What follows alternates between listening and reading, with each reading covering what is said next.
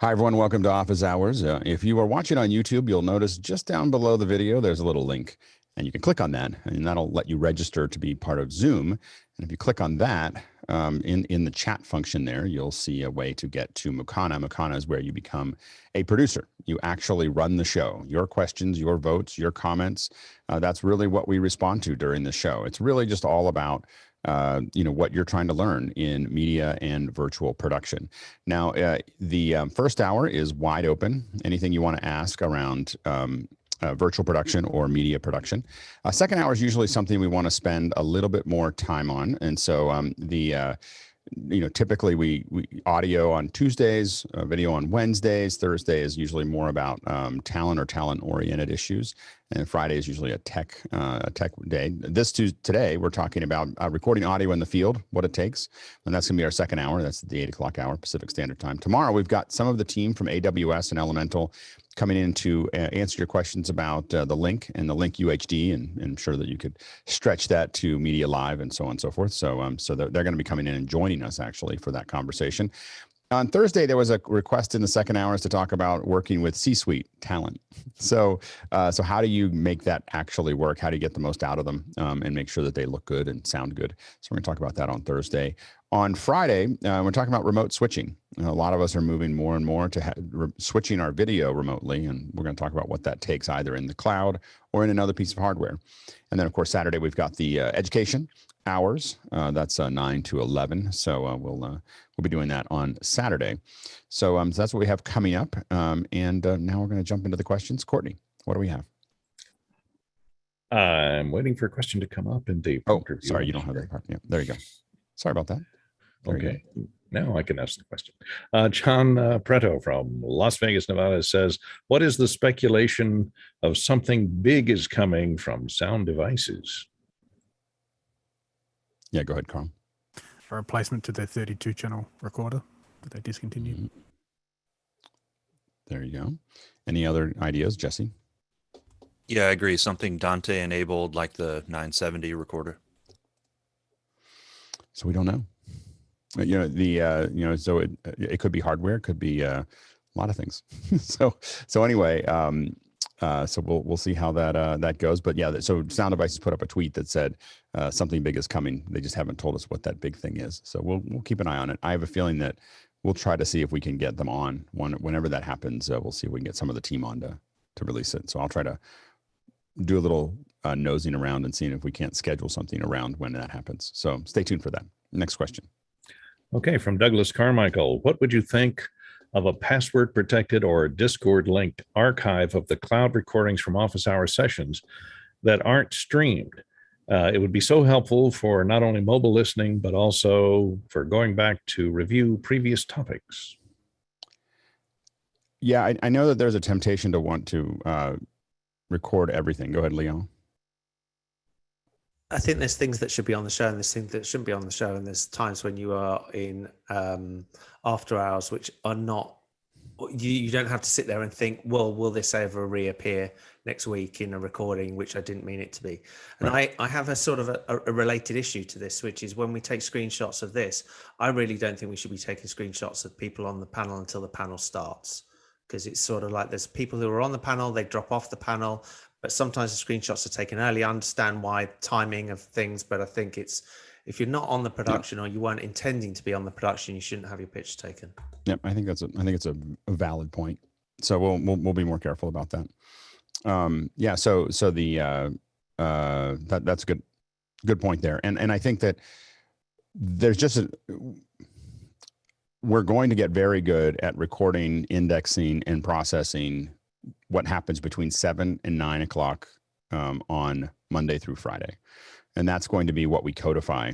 The other stuff is going to be stuff that's on our own, and it doesn't all have to be recorded and it doesn't all have to be captured. It's going into a giant server system called us.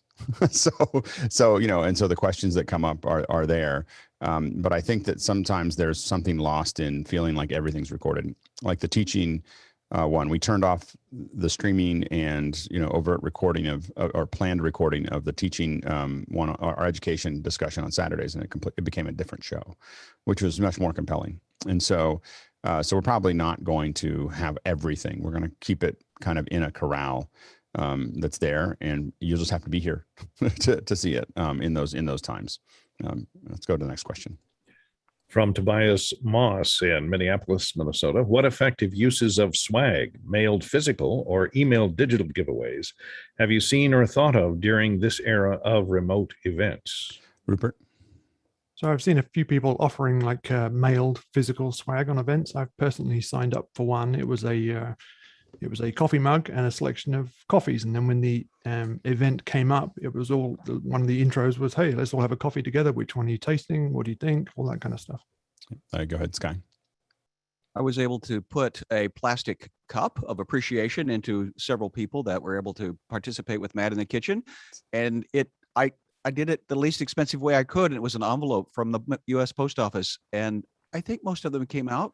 It's great. I have one. It's just out of reach. I was going to try to grab it, but I was just like, oh, I can't quite get a hold of it. But it was a plastic cup, not ceramic. If you're going to throw it into an envelope, not even a padded wood would save that. Go ahead, Jeffrey. So I'll do the opposite here. I actually got a swag box, and it was really cool because you could go online and you could choose what snacks that you would put in. But every snack that was in there was all this, earthy, crunchy type stuff, and nothing like Doritos or anything like that. So a lot of the stuff we ended up throwing away. Other than that, gift card. Yeah. Other than that, gift cards to like DoorDash and things like that. That's always a great thing for swag. Go ahead, Leland. We did an event for a children's cancer hospital, and we had a DJ with a dancing team that was doing all kinds of stuff. They sent a swag bag with a bunch of those blow up microphones and party hats and streamers and little things that the kids could play with. So they had the most fun with the blow up mics, honestly, while the band was there, the DJ was singing with their little dance talent. They had girls dancing. They sang on the mics and the kids loved it. So we had some of the stuff that we put in, or we joke with it. We still put in like little Altoids, like the little tin of Altoids, even though it's kind of more of a joke than anything else that you would need. That there you go. There's the tin that George is showing there, and then the other thing that we put in is Mattify, which is made by Mac. It's really great if people want to. It's a gel that when you put it on, it makes you a lot less shiny. And so we put a little thing of Mattify in there so that people want to be a little less shiny on camera, they can. Other thing, we send out kits and people have to build them. And some of the kits are pretty big. I mean, they're 6K cameras with teleprompters and everything else. And it takes 30, 40 minutes for them to put together. Might be a little frustration involved and everything else. And so, but we walk through it with them when they build it. And so we're sitting there building it. And then at the end, there's an unmarked white box that is sitting in there that's in the case that we put in there. And when we say, oh, there's like, they'll finish it all up and they're like, oh, that's great. There's one more thing. We just got to add one more thing. Can you go get, there's a white box in the last case, and there's like 3 cases. Can you open that up? And they open it up. It's cookies, very good cookies, and I was like, you did a good job. And it really went over well. Like just to like little things that you can do. What I will say is someone who has kind of grown up in swag. I mean, for the last 30 years, people have been giving me free things, for stuff. Just do it well. Like, don't like do what you can do that's high quality, that feels high quality. The main thing is like, we don't need any more bags. Like I had at some point, I think I had 30 bags of things and I gave them to my kids for a while and they're all cheap, and so if you're going to do something, now cups like what we got from Matt in the kitchen, I actually use all the time. so it's a perfect little cup because I can't take glass out to the pool. So anyway, so it's my pool cup. And so the you got to put your pencil somewhere. Is it that you don't use? No, it's pool. It's the pool cup. Oh, well, so anyway, but I think that it is. And then what you can do during the show, like I think that Blue is the perfect person to ask this. Is that I know Blue sends out all kinds of stuff like a sign for your door that says I'm in the session, and there's like little paddles that they can use that you're going to use during the show is also really good. Go ahead, Leo. One of the most appreciated pieces of swag we gave away on the Big Orange Heart was a tree. We actually gave everybody trees, just a little starter tree, and they all took them and planted them, and they were like, "This is just brilliant. Cool. This is absolutely like we're not having to travel things. We've sent you a tree," and they planted them, and they were just over the moon. That is a really cool idea. Yeah, I love that. Jeffrey? One other thing to think about is the competition between the swag. Now I talked about this in Mukana. I got 2 coffee cups for this one event. One was from a company that went all out on the coffee, same brand of coffee cup. This one had cork on the bottom. It had the sealed lid. You can really seal it down. The other one was just the entry level version. And you're sitting there going, well, which one do I want? So the companies have to think about that because they might be competing with another company that's overthinking. And things that are really useful and then high quality. I know that someone gave me a Yeti mug. I didn't even know who Yeti was. This was years and years ago. Yeti was still like a tiny little company getting started, and they gave me a Yeti mug, and I used it for years. Like years. It was sitting on my desk, and that's I built when I used to have to do this for Sony, and I know that the one that I did is I built we were promoting a band called Ned's Atomic Dustbin, out of Ireland, and we had to think of some way to how do you send something out to music directors that they'll keep, and it'll keep Ned's in their head, because first single was Happy and the next one was going to be Green Cell Gray, and you had to like how are we going to keep that going, and anyway, so I actually made these dustbins, and I put these huge atomic symbols on the outside of them, that were really nice. They were embossed. But I bought them and I just stuck them on. Like that was it. Like it wasn't. I sent them out to all the music directors that I was working with. Every music director, when you walked into their office, had that dustbin, sitting there. So trying to think of something that integrates and keeps it in their mind, and that they're going to use that's cool. Is and like the other thing is like T-shirts, high quality. Like just go to, if you're, get high quality shirts, like American Apparel or something like that. I just go to the Apple store. I buy shirts at the Apple store because I know that Apple probably spent $100,000 and 6 people were deciding which shirt that they're going to use. So I just go to the Apple store, I buy the shirts, and I look for the brands. I wear them around a little bit. I go, okay, this one's good. I'll buy that. Go ahead, Sky. Leo reminded me that somebody actually sent me a little egg cart, but it's an herb garden, and it's got the dirt, and it's got the seeds, and it's got the sticks, and you can make an entire little cocktail herb garden. Yeah, go ahead, George. One I thought was the cleverest, but ended up being a fail, was little privacy webcam slidey things that stick on your computer that have my company's name on it. So it's literally, you're looking at it every single day, top of mind. But the adhesive, it just fall off. So it didn't work out. I was so bummed out. And the highest end one that we did was they partnered. We had a partner that partnered with wine and cheese companies, and literally did a tasting of wine and cheese together, with everybody, which was a couple hundred people. That was the highest end. It was probably the cost per person was probably $150 a person between the two of them. But they had the winery and the cheese company in the event, from their location, talking about it as everyone, swished it around and drank it. And that was a super high-end experience, it just really took it over the top. So that's something that you can do a lot of interesting things, and because we're doing it virtually, you can bring those people in. We actually did the reverse of that with the same wine and cheese companies in an event in San Francisco, where you could walk up to a bar and virtually talk to someone who is at the winery or at the cheese company that we're working on it. You'd be eating it and talking to them, just talking to them about their wine and about their cheese. Super useful. Anyway, next question. From Ray Franklin in Mount Dora. He wants to know, what specs do I need for a PC easily capable of running vMix? Go ahead, Leland. I'll leave the link in Mukana for where all of the reference PC builds are designated on the vMix website, so that you can see they have Sapphire, Obsidian, several different categorized levels by gemstone, and you can find the one that you need to build. Next question. Rupert McRae in Dallas, Texas wants to know, Mukana seems very lightweight in terms of page load and bandwidth usage. Does this give it a resource efficiency advantage over other external Q&A chat systems? Mukana was really designed to work at scale.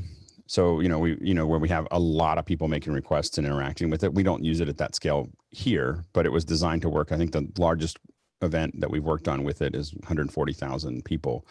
And so it was designed to kind of manage that. When we started, it was not nearly as light, but the reason it's so light is because it goes under so much weight when there's so many people hitting it.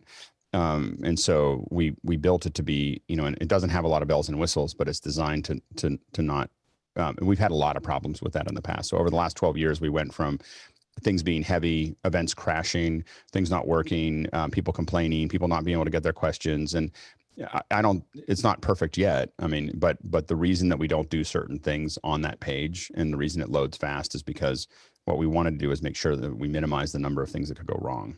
Go ahead, Chris. Alex, can you confirm or deny right now that the last 18 months has been nothing more than an elaborate marketing scheme for Mukana? I can deny it. That would be a very inefficient way to do it. It is. I mean, it is something that it's something that was that we didn't start using. I mean, I already had it, and it just became one of those things like, oh, we got this thing laying around. Let's go ahead and throw it in there. You know, we're already using it for other things. It might be a good thing to test. But we were using, as you remember, we were using the Q&A from Zoom at first. So I think that's the same way I would sneak it in too. I understand your ploy. The issue is that we were so frustrated with Zoom's Q&A that we finally were like, okay, the heck with this. Like, we're just going to use the real tool, you know, because we were trying to keep it all inside of Zoom and have it be something that was just a Zoom experience. And I felt like it wasn't going to work because it was going to be an external experience outside of Zoom. This is before we were streaming. And what really opened it up was when we built the mobile version for another event.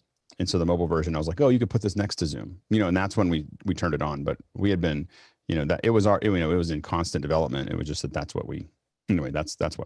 that evolved, was just that we built something that I thought was light enough to sit next to what we were doing, that we hadn't had before. Like the desktop version by itself, I didn't think was going to work that well until we started streaming. Now we can put something in it. So next question. From Nick Batt in the UK.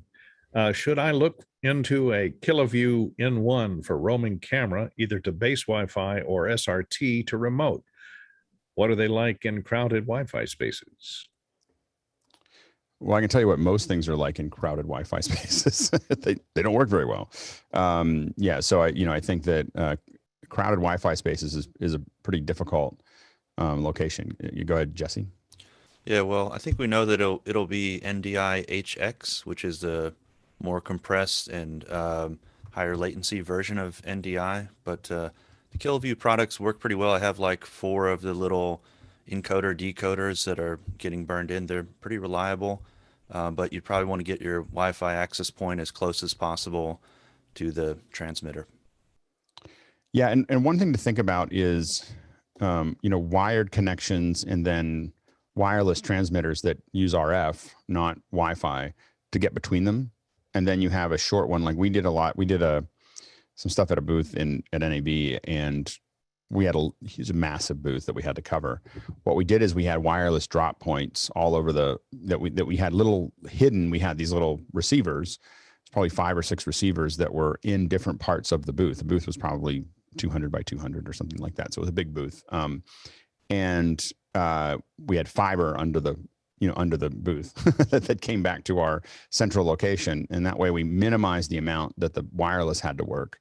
And then we were able, now that doesn't handle it if you're trying to cover all of NAB or all of some other area. In those cases, what we've really found works the best is live views. Like live views are the thing that if you want to do roaming wireless all over a large area, they have the best, the rumor is that live views are built for battlefield transmission in Israel. Like that was the original. Oh, by the way, they were bought by, I think they're being bought by Carlyle Group. I think that just came out yesterday. Go ahead, Carl. Yeah, so live views would have been my suggestion too. There is an out of the box kind of suggestion if you want to try it, which is an A10 Mini Pro. You'll need like a backpack for this. So an A10 Mini Pro with a phone tethered to it. Phones are generally much more better than Wi-Fi. So the A10 Mini Pro in a little box in your backpack will allow you to put any HDMI camera, which can be another iPhone running Filmic Pro, maybe an iPhone 12 Plus Max, the big one with the 3 lenses, gives you a beautiful automatic image, well color balance, all that kind of stuff. But using a phone would be much better, more the Wi-Fi, and then live view would be the next step up from a phone because it essentially is, you've got so many different kind of frequencies you go out. And it can be a phone or a MiFi, and the other thing that will work Wi-Fi, like that is a Teradek.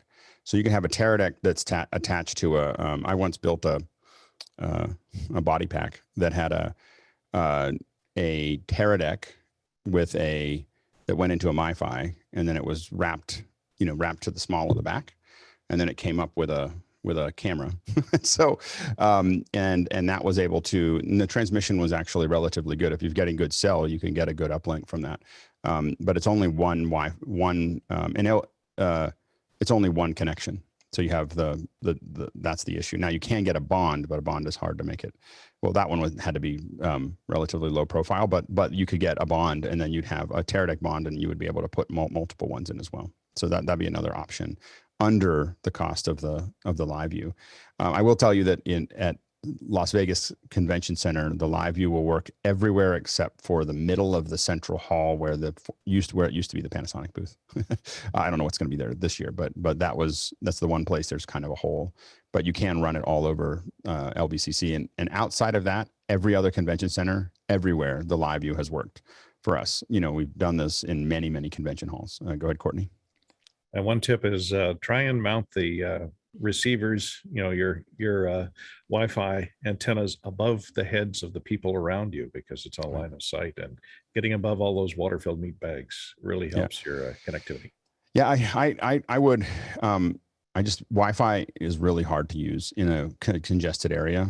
I would really try to find an RF solution. Go ahead, Rupert. Yeah, just to extend on Courtney's point, if you're going the MiFi hotspot route, just look carefully, and some of those do have external connector antenna connectors that you just pull out, and you'll get a little plug, and then you can have an antenna on your shoulder or something like that. Some of them will have up to 5 fins, and so you can really fin them out. And that on a cellular is really great. So you don't have to have little MiFis. You can have like a big MiFi, and then you put it there. Although you just got to make sure that you're not giving your camera operator a headache. Next question. All right, from Chris Marshall in Bloomfield Hills, Michigan. Wimbledon and the U.S. Open tennis matches use the Hawkeye camera system, which uses multiple cameras to track the ball and resolve line judging disputes.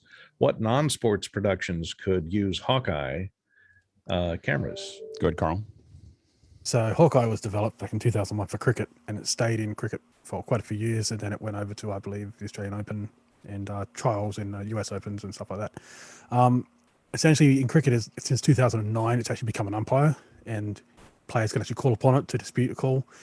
Generally, if it's a 50-50 decision, it goes back to the umpire on the field, so whatever their original decision was sticks. But Sony owns it now, so the developer Hawkins, he decided to sell it off because he couldn't patent the technology because it was prior art back in 1980. So therefore, it went off to Sony. Sony hasn't used it for anything outside of sport. They are obviously using it still in sport. They still use it in cricket, still using it in badminton, Australian rules football, and in tennis, as you say, tennis, for all the Grand Slams, except for the French Open, I think. But yeah, Sony hasn't done anything with it outside of sport, and that could have to do with patent issues. There are similar tracking things where there may be other patents they may be infringing upon for motion capture. Go ahead, Leo.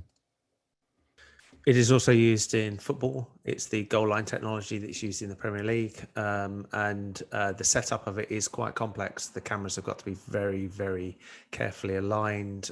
So I'm not sure about how usable it will be without having something that's very fixed. They're fixed with all of those things, whether it's the goal line, like the first down line on American football or other things.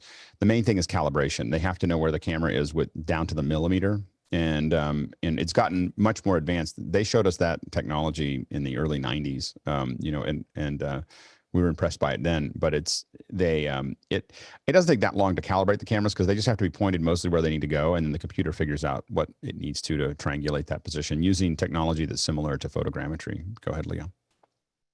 What's super interesting during lockdown is that it was actually used more in tennis for certain events but they've gone back.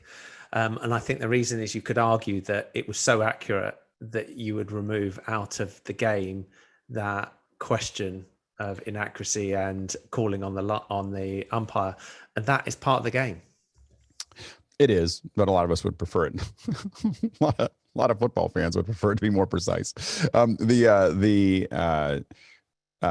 know at baseball it's rough because the baseball it shows you the square for the baseball, and you just see every time that the umpire doesn't quite get it right. So it's a thing. That's complicated. There's other places to use it. I was on a airstrip one time where there's lines that tell you where you can go and where you can't, and there's intrusion zones as soon as you get too close to that line, and people come out and remind you that you probably shouldn't get anywhere close to that red line. Anyway, next question. From Leo Wendell, just heard from in Pinner, the UK. Asks, Zoom version 5.7.3 has been out for 24 hours. Any noticeable improvements or any problems? Go ahead, Rupert. So the release notes kind of have the new features in about 3 categories. One is a lot of added features for the corporate deployments using MSI and group policies and stuff like that.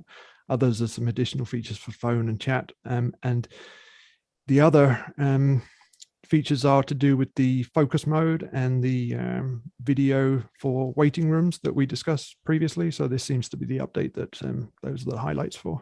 Has anyone played with it yet? I know one of the things that Laura was talking about with me in Discord was, I guess there's now some watermarking that can be done for corporate, where it says this is the person that's sharing with their email, which is both useful for corporate but can be very intrusive for an average show. So it's interesting. I see why. I mean, a lot of internal corporate video has that already. So it's something that Zoom had to make available, but it is something that I would recommend not using unless you're in a corporate environment. Go ahead, Jesse. Yeah, there's also video playback in the chat as well as the waiting room. So maybe that's a nice feature for talking to folks in the same session, or maybe even potentially or eventually playing out a video that goes out to the breakout rooms. Not really sure.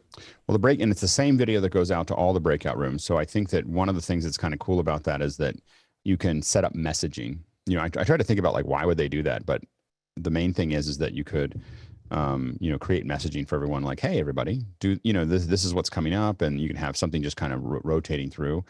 Also, one of the things that we haven't done as much of, but being able to broadcast, and I don't know whether is the video broadcastable to all the breakout rooms? Is that something that, is it live video that can be pushed out there, or is it a video that loops? Do we know?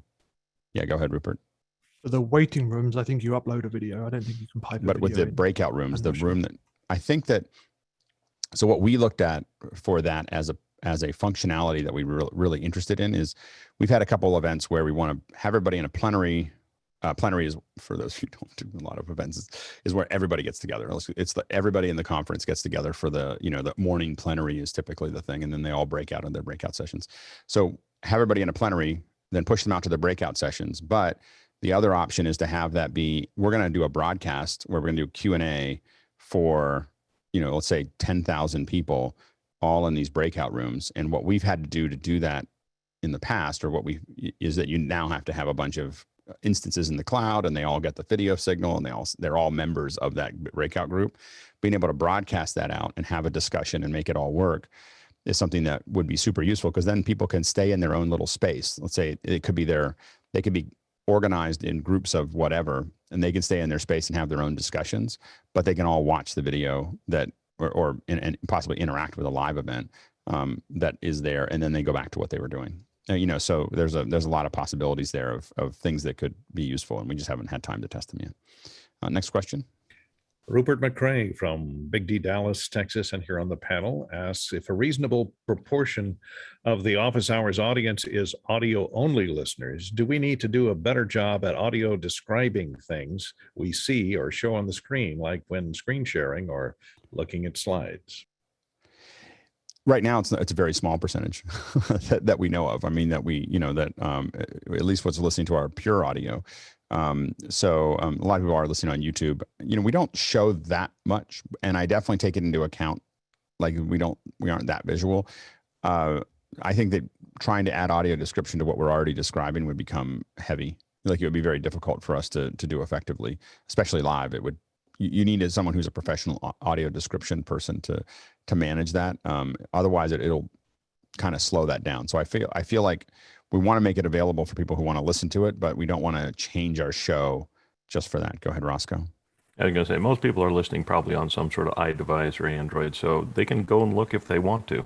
And if you're watching on YouTube, you can rewind and see what was just presented.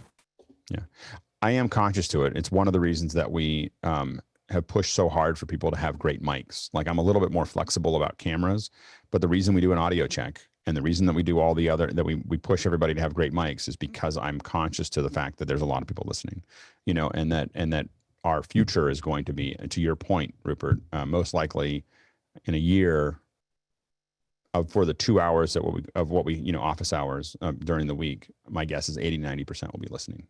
You know, that's my guess over time. It'll be a much larger audience too. Go ahead, Jeffrey. Yeah, the biggest thing is just the acronyms. And I know when Bill reads the questions, when he gets to an acronym, he tries to say out the full acronym rather than like NDI or something like that. So when we can, that's probably what we should do. Next question. Another one from Rupert McCrae in Dallas. Are the organizers of events with an in-person element building in backup planning in case their events have to go fully digital if there are more lockdowns? Surely that would be an identifiable risk doing a standard procedure risk assessment? Go ahead, Carl. Well, I can tell you from experience, South Australia went into lockdown, like full lockdown 6 hours ago. So we're at the highest level of lockdown at the moment. And no. So everything's been cancelled. There is no digital version. So we're into a 7 plus 14 days lockdown. This is like the heaviest lockdown we've been in ever. Leo. Yeah, I think this is going to be happening on a lot, and we're seeing some events which were.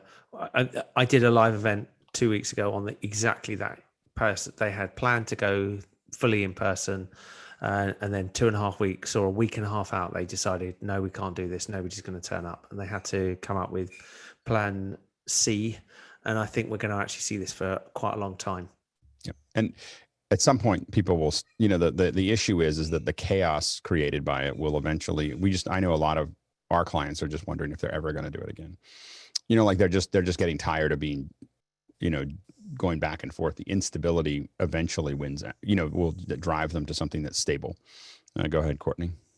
I was wondering, as far as risk assessment, if any of these event producers have insurance that covers cancellations. It might be considered force majeure if it's a lockdown imposed by the government or something, but whether insurance covers that, production insurance or liability insurance, because they could be sued. You know. Go ahead, Leo. Well, a lot of them did last year, but I think you'll probably find nobody's going to renew that policy, or nobody's going to offer that policy again. There's quite a lot. I mean, Glastonbury was a good example. They had it planned. They had a force majeure or some sort of thing in there. They were able to get away with it once. They're never going to get that insurance ever again. You go, Jeffrey. South by Southwest had that problem. They were going up the line before they canceled, but the biggest thing is they didn't have the force majeure part of the insurance clause. So as far as I know, they lost out pretty big. Go ahead, Greg, and then Rupert. Well, I know for academic conferences, you know, most of them are not gonna have live, and they're saving money. You know, they can still charge you for, you know, for a conference fee and to get published in whatever their journal is. But they don't have to rent a venue. They don't have to do all the, you know, all the associated things. So I think they'll be okay. Well, and the thing is that it's sliding. You know, as we get better as producers, as we get better at building digital events, what's happening is they're realizing that there's a ton of ROI that's available to them. When it was bad, when it first came out and no one was planned and no one had figured it out and no one was, you know, everything else, people were like, oh, I can't wait to get back to physical. But eventually, especially the CFOs in the companies, the controllers in the companies are looking at the numbers. They're looking at the numbers of how much it costs to fly people to places. And they're not getting a lot of, you know, you have to remember that there's a large number of people in the United States that just, you know, they're either, you know, for a variety of reasons, don't want to go. You know, they don't want to go to the event. And so there's not as much resistance. They're not banging at the doors for their corporation to let them go back to another event. They're all asking, can we do this digitally? You know, and so this is, it especially, you know, we've predicted this for a while. Like if COVID hits really hard in the fall, it's probably the end of physical events as we know it, because everyone thought it was there and then it was just the rug's pulled out from under them again. They're going to double down on digital. Go ahead, Rupert. So the insurance point is kind of adds an interesting element. I mean, you might find insurance agents or brokers saying, yeah, sure, we'll insure you if you have adequate plans in place to go digital if you have to. Right. And then you'll find people having to build these plans, and then they'll probably say, well, why don't we just do it this way? Yeah, good, Sky.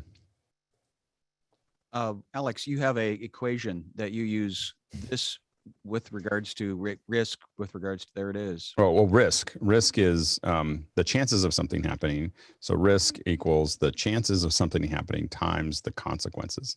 So, so the multiplied by the consequence. So, that's how you define risk, is the chances are very low or very high versus the chance of what will happen if something, if the chance is minuscule, and it's multiplied by a high consequence, it matters less, so you just have to kind of make that choice, and that's what everyone's going to make. But I think that the issue is that in the end, digital events are much more inclusive. They include much more of the world than a physical event, always. That you're always excluding 99.9% of the world every time you do a physical event. At least, I mean, I'm being conservative. It's really more like 99.9999999% that can't get visas, don't have the time, don't have the money. And so a lot of people are realizing, oh my gosh, we're having a lot more people showing up when it's virtual. And all it has to do is have more people coming in than whatever reduction in pricing that you did to make it work. And so over time, there's definitely locations, picturesque locations, whether it's in Paris or a beautiful, retreat center or, all kinds of other things that make it worth still going. But for just going into a hotel or to Vegas, that's going to be a difficult turn over time. Next question. All right, from Vic Hernandez in Springfield, Missouri. I have a remote job interview using an iPhone 12 Pro through EpocCam or EpocCam, but should I use Klipsch earbuds in favor of looking like a network newscaster, also known as a 6'2" supermodel, or a wired Plantronics headset and look like a telemarketer in a suit? I would absolutely use the in-ear, like the Klipsch. I would not use a headset. So that and again, we should not underestimate, we've talked about this on the show all the time, the power of looking and sounding really good gives you an unfair advantage inside of a lot of these things, that people listen to you more in the same way if you were a 6'2" model, like male or female, people are going to pay more attention to you and listen to you more, whether they should or shouldn't. Just because you look and sound better than you would in person, or I look and sound better than I do in person. so I vastly prefer the online. Rupert? That was my distinction in the question, or my interpretation of the question. It was about what it's going to look like, but it's an audio device question. So it's more about what do you want to sound like to the people you're talking to, and how well can you hear them? And if it's wireless, is it going to be charged? Are you going to get a flat, battery in the middle of it? You've got to consider the three-dimensional kind of. Yeah, I don't know the Klipsch well enough. I didn't know if it was. Did it say it was wireless? A wireless? I don't know if the earbuds are wireless or not, but I would highly recommend at any point in time, if you're interviewing for jobs, if you are, is look at your system of how to make that a little bit better. It's a huge advantage, Leo. Yeah, and I'd say if you're going to do it on an iPhone 12, make sure that's on a stand. There is nothing worse than looking at somebody who's bouncing all over the screen.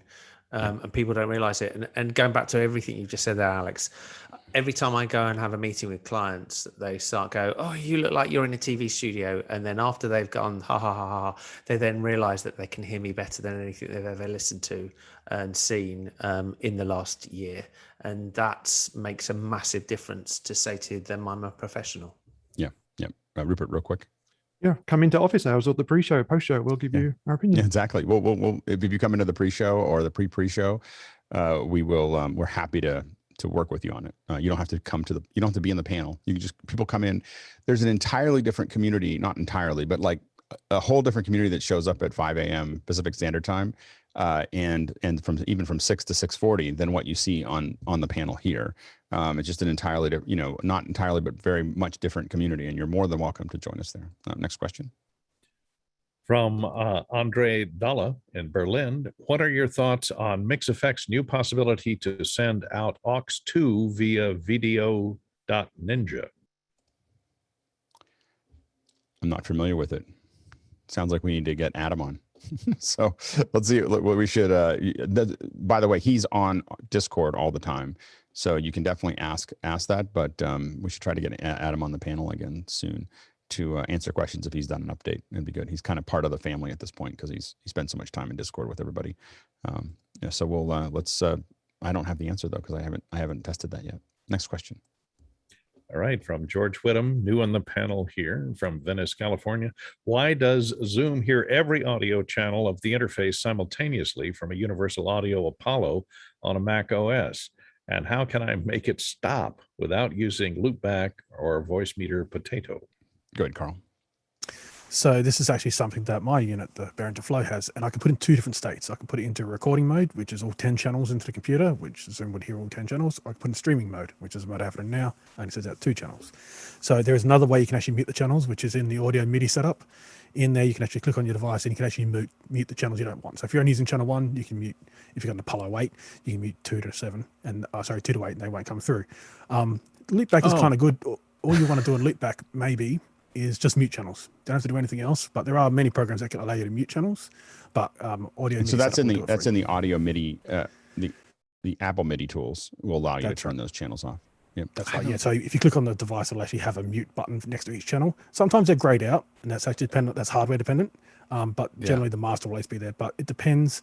But generally, what you'll find if that's not the case, then something like Loopback, just muting, that's what you're doing, is muting those channels, is another way. Because Zoom is a little bit simple as far as listening to audio devices. It'll just listen to everything coming in. Yeah, and that's great.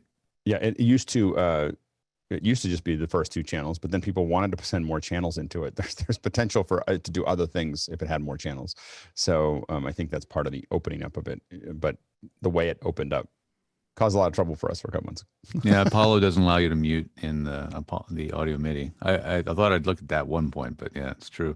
That's why I love the Rodecaster Pro. It does a similar thing. It has 2 sets of audio drivers, a multi-channel and a stereo, and it solves every single problem. It's just brilliant, brilliantly implemented. Next question. From Greg Greckmeyer in Topping, Virginia. I need some ATEM monitor advice. My portable Newsoul multi-view monitor works only at higher frame rates. Want 1080p 30. Is there a fix, or does anyone have any thoughts, or just replace it with fill in the blank? Go ahead, Carl. So I'm guessing there's a loop through on that monitor. That's the only reason why you want the 30 and you're not putting in the 60.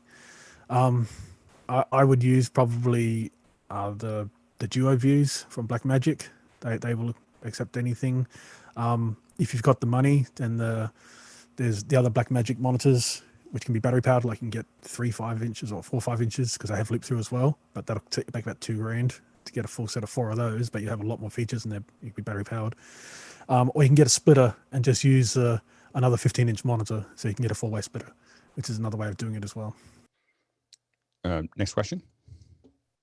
Okay, from Gordon Lake in Los Angeles. When setting up a home studio for Zoom productions and a 10x10 spare bedroom, what budget range should I think about? Go ahead, Ken. One thing you didn't put on there was the height of your ceiling, because ideally you want to mount, you don't have everything mounted up on the ceiling as possible, because if so it reduces trip hazards. But yeah, if we know how high your ceiling is, we could give a better answer. Good, Carl. So if you want to keep your budget low, I'd suggest getting, so you may see these things as background holders. They're like background fabric holders. So one will be for your background. So you can actually use a background fabric, gray, whatever you want. But get a second one, and that goes on the opposite side of the room for your lights. So you can put your lights up there, and you can have it fixed, and you can easily lower them up. And you can actually put a room view camera up there as well if you want a room view camera, like an overview witness camera. They're very cheap. They're about $50 on Amazon. So get 2 of those, one for your background, green screen if you want to do green screen, and one for essentially what you're looking at. And so you can put lights up there. So you don't have to have tripods on the ground. This will essentially just have you 4 small tripods in each corner of the room. If you've got a 10x10, your space is premium. This will actually allow you to get everything off the ground, no trip hazards. Go ahead, Greg. Well, I think my space here is about 8x9. So with, with a 10x10 room, although it's, kind of small by some standards, if you don't have anything else in it, if it's, dedicated to being a studio, I think in terms of budget, you could spend a lot or you could spend a little. You should have enough room to do whatever you want to do. So I think it just depends on how much you're willing to commit to the project. Yeah, I mean, I think that we did a poll, kind of a very informal poll a couple of times with the panel. Average expenditure in the panel is apparently about $4,000 to $5,000. that's the cameras and lenses and lights and everything else. Not everybody, but there's definitely, just as you're talking about averages, that's kind of where we're all averaging out. The smallest kits that I built are between $300 and $500 that would just kind of do the basic thing. If you're talking about doing this all the time, the ones that we build that are the larger kits are $8,000 to $10,000, and they have telestrators and lights and multiple cameras. And, it just depends on how far you want to go. And also whether you're running virtual events or being in the virtual event are two different things, because it changes the need for cameras and switchers and so on and so forth. But I think that the things that I think of as basic is I want, an ATEM with some Blackmagic cameras so that I can shade them. A good audio mixer for me, it's a MixPre 3, or I have a bigger one, but it's only because I happen so that I use it. But MixPre 3 is great. So a lot of those things are basic. I use a bunch of neon lights for this stuff, and that all adds up. Mine will add up without the mixer. I have a Scorpio mixer that I use, but it's way overkill for what's there. But those things will all add up with a telestrator to about $6,000 to $8,000. To make that work. But you could definitely get into it for $300 to $500. Go ahead, Rupert. You may also want to look at investing, if you're using Zoom specifically, investing some money in Zoom. Get a paid account, get a Zoom room, get a portal, get something to get you that higher resolution. Yeah, go ahead, Courtney. And one thing to think about in a square room that's 10 by 10 is acoustics. You want to cover 2 of the walls with some type of sound dampening. Sonofoam, if you can afford it. If not, curtains, even though they're hung in front of a blank wall and not in front of a window, with plenty of drape like the ones over my shoulder over there. And to break up and you want to do it on 2 adjacent walls, so it'll break up the standing wave, so it'll sound less boomy. Right. My whole, what you don't see around me, I have a nice clean background. This is a Lazalite 6x7. That's behind me. I'm in basically a sound blanket box, and it's all turned 15 degrees in my room so that I don't have any, so I've done a couple things to just reduce the reflections, and then I run it through noise assist, and I use a radio mic. so those are things that I do to kind of manage that. Go ahead. Next. Now for the panelists, just know that we're going to start going really fast because I wasn't paying attention to how many questions are coming in.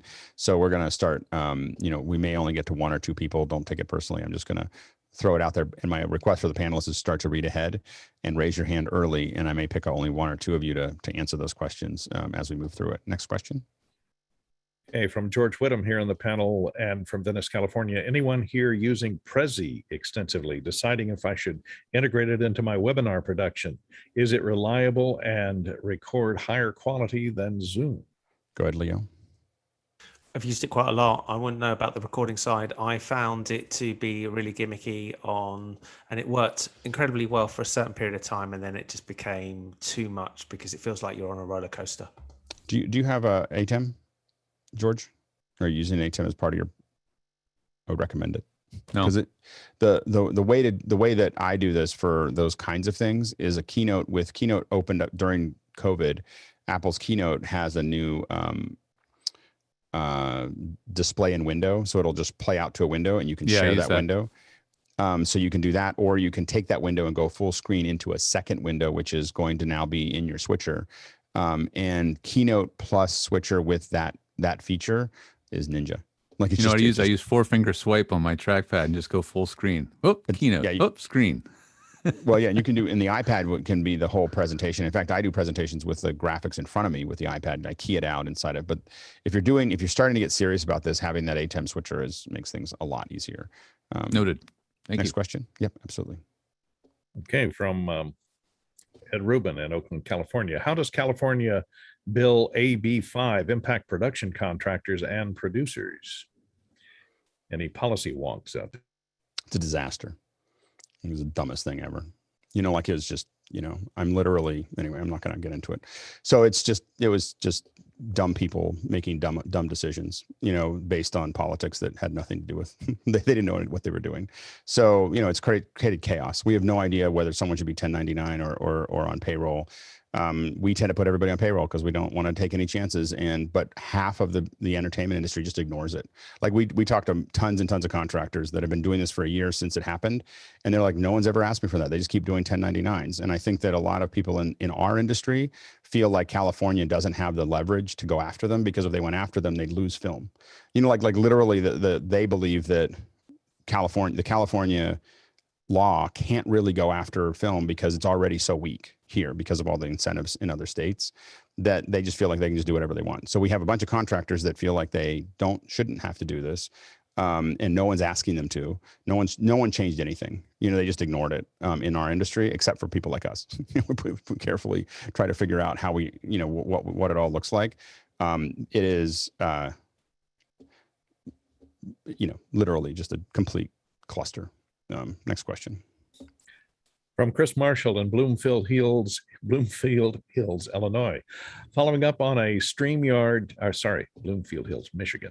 Didn't want to insult Michiganders out there. Following up on the Streamyard and Restream debate from July 7th, has Leo, Jeffrey, or anyone else played with Streamlabs OBS as another alternative? Go ahead, Leland, real quick. StreamYard is basically just an OBS build that was enhanced by the developers. It's something that's always a couple of versions behind the actual OBS, and it only streams to Facebook, YouTube, and Twitch. It was built primarily for gamers, so it has a lot of templates and overlays for gamer type broadcasters. It wasn't really set up to do standard type broadcasting interviews like we do here. It can be used that way, but it's really just another OBS build. Leo and Jeffrey, real quick. So they do have another product called Melon. Melon is a competitor. I know. Really? I just knew that. Really, as I said of that name, I knew you were going to hate that. It's better than saying as a name of a product. And it does.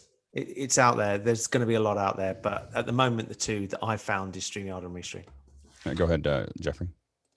Yeah, it really depends on how it sends it out, because Restream and StreamYard, they do the bulk of the work there. So if Streamlabs OBS does the same thing, then the only thing that I can see is it's got limited NDI ability. But... Next question. Oh, wait, hold on. This one. I think this is audio. This is okay, go ahead. All right. Fred Eric Eckert from Germany says, audio mixer for a newbie to the audio world based on availability and price. I can choose between a Yamaha TF1 and an Allen & Heath SQ5 at the moment. Both would be used with a Dante card. What to choose? Go ahead, Carl. So the exact same price as the Yamaha with a Dante card is an X32. X32. I'll choose X32. Yeah, I would choose an X32 if you can get them. Next question. From Josh Kaufman, when capturing live HDMI signals from Sony cameras, A7, S2, and an A7 III, the quality is noticeably lower than the internal cam card. I've tried a PCI Express capture cards, Avermedia Live Gamer DUO. Also tried an Aja UTAP HDMI with similar results. Go ahead, Carl. So it's a 8-bit output and 8-bit record with both those cameras. So you're doing 8-bit regardless. Now it's 420 internally and it's 422 externally, but there's a big but there. It's uncompressed. So it's actually transforming to an uncompressed format, which technically is a format, and then your recorder's doing it again. Internally, especially if you're doing log, it's much smoother with XAVC and all those kind of formats. Even though it's 420, it'll look a lot better internally. It's always, most cameras will always be better internally, generally, if they're going to be the same bit rate internally and externally. Yeah, it's always going to, and it's really not designed to be record out from those cameras aren't designed to do record out. And as Carl said, capturing either raw or the internal format inside of those cameras is always going to be higher because the processing they have more control over the processing, where they have to just push it into a video output, when they stick it out. And I don't think Sony spends as much money because they don't primarily sell it as a live output camera. They view the camera output as a monitoring solution, not a recording solution. And so so Blackmagic, because it does live, there's more quality that comes out of the side of that as well. So that's part of the issue there. Next question. From Robert Shoji in Los Angeles. Without connecting a mini portal to a Zoom meeting, is there a way to guarantee a 720 experience in basic Zoom accounts? 720p. Ken? That's this Guy Cochrane's meetingmeters.com, and consider donating. It's a great service. Yeah, you just meeting meters. It'll give you meters, but it happens to also give you 720p. Next question. From Josh Kaufman in Pittsburgh, Pennsylvania. I'd love to have a 360 camera as a video source in an intermate event, such as a wedding, etc. Tasteful Pans, changing POV, controllable from a Windows desktop app with a clean output for screen scraping. Hardware, software, suggestions, Bueller? There's not a lot of great things. There's Videos, I think, is one that has a bunch of, that we've done a bunch of production with. You just have to get the video into it. What we've used at weddings specifically has been, well, we used an Ozo, but we also used a Thetas. And Thetas are the thing to think about. I wouldn't necessarily use them. I don't think you're ever going to get the highest quality with it. As far as doing little pans inside and everything else, that's what it needs to do, is map that to a 3D object, 3D sphere. That's what Videos does, is it puts it on a sphere and you can move it around. And so you're basically moving that live feed around to make that work. I think it's, I want to say, and there's a variety of kind of higher end video cameras. You're going to want like an 8K signal. That's the issue, to get the kind of quality that you want for zoom ins. And that starts to add up to real money. The thing that people really do enjoy, what we did for one wedding, is have a Theta that we just went to every table, and we had a little stand that made it look like the table down below. So it was like, I actually took a tablecloth and created a flower out of it and put it on the base of the stand with a little pole that had a 1/4-20. You can also get the things that sit on top of wine bottles that you can just put on there and you set it down. And we went when the bride and groom went around, we literally just sat it down, had everyone, look at the bride and groom and take a picture. And we went from picture, did that to all the things. And now they have a 360 image of everybody, all in it. And it's a super cool shot, that's there. So I would also think about using 360 as 360. The thing to know, it's worth looking at. And I would take a Theta and play with it, only because 360 is coming. As a format, not as something you're panning and tilting inside of, but 360 is going to come in a big way in the next year or two. So it's worth getting good at it now. Next question. From Fred Eric Eckert in Germany. Calculating Hybridevents tickets. Would you charge the same price for a ticket when taking part in person or online? Carl? So real world example, I just paid $55 for a ticket for in-person. It was $32 for virtual. So that's just a real world example. Go ahead, Rupert. Yeah, I mean, different people are looking at this different ways depending on their internal business models and all kinds of things. But one example I think we discussed recently was a big AWS event coming up here in a couple of months, where they are charging what looks like full price for in-person attendance, and it is free to attend online. Now, I don't know, but one interpretation of that might be they're trying to incentivize people to go online. Go ahead, Leo. I'd look at it the other way and say it should be the same price, because you're getting the same, what you're actually seeing is the same thing, but in a different angle and a different view of it. And otherwise the production values and the problem is when they give it away free, they also produce it free. And that's what I've seen a lot of times, that they think this audience isn't paying, so we won't actually do anything good for them. I think that I would charge 10 to 25% of the in-person, because the quality of the experience for someone on hybrid online is 10 to 25% of being there. It's just, on a digital event, I think you could charge a lot more when it's really designed for them. But the hybrid event, it makes everyone feel good that's doing it in the room, but it's a horrible experience for people online. I've been doing them for 10 years. It's just boring. You're always on the outside. So I would charge a lot less, because they're getting a lot less. Next question. From George Whittam in Venice, California. What's an effective way to offer VIP tickets to Zoom event attendees? What would VIP attendees get beyond the others? Go ahead, Josh.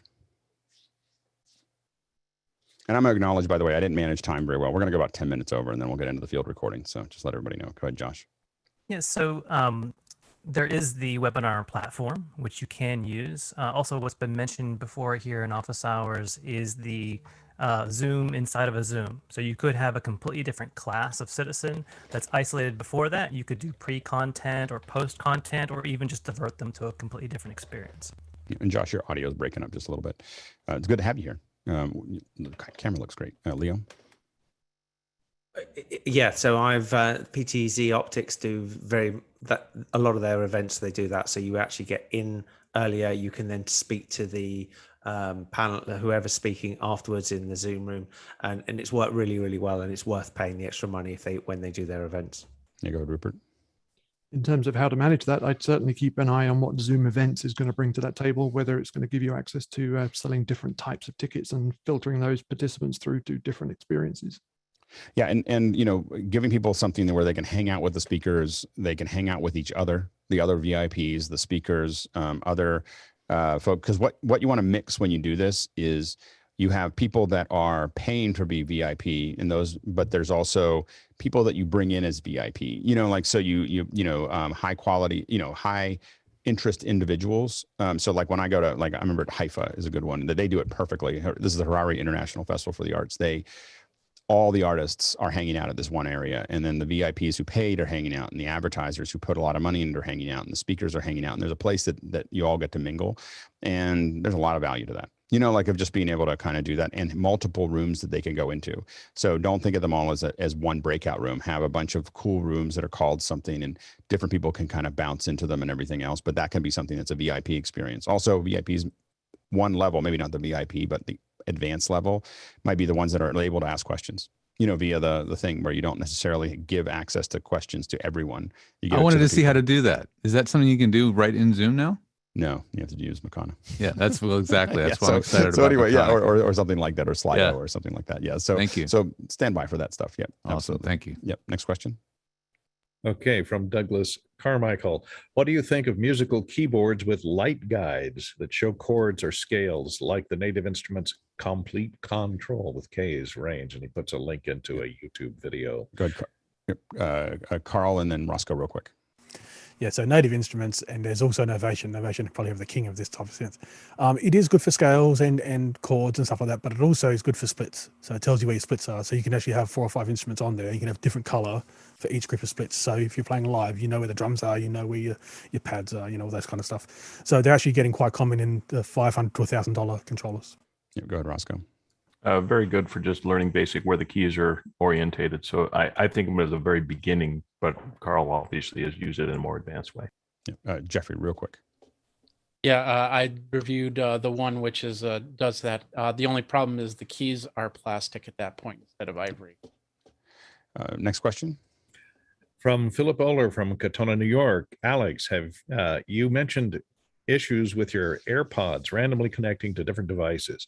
I find the pairing of my iPods completely unreliable, whether iPhone, iPad, or Apple TV. Have you had any luck fixing your issue? Yeah, you have to go in and tell each device to ignore certain things. So in there you have to say this one, and I actually just have broken it down to where I have different older AirPods are different to different phones or different devices, and I don't share them very much because it's just chaos. Like I'm literally have a phone that I'm holding. It's the only one with a screen on, and I'm saying choose this headphone, and it keeps on jumping off of it. It's an insanely bad design right now, and I don't understand how they screwed that up so badly. Go ahead, Ken. Yeah, if you have the AirPods Pro Max, they do sell a cable, and that gets rid of that issue.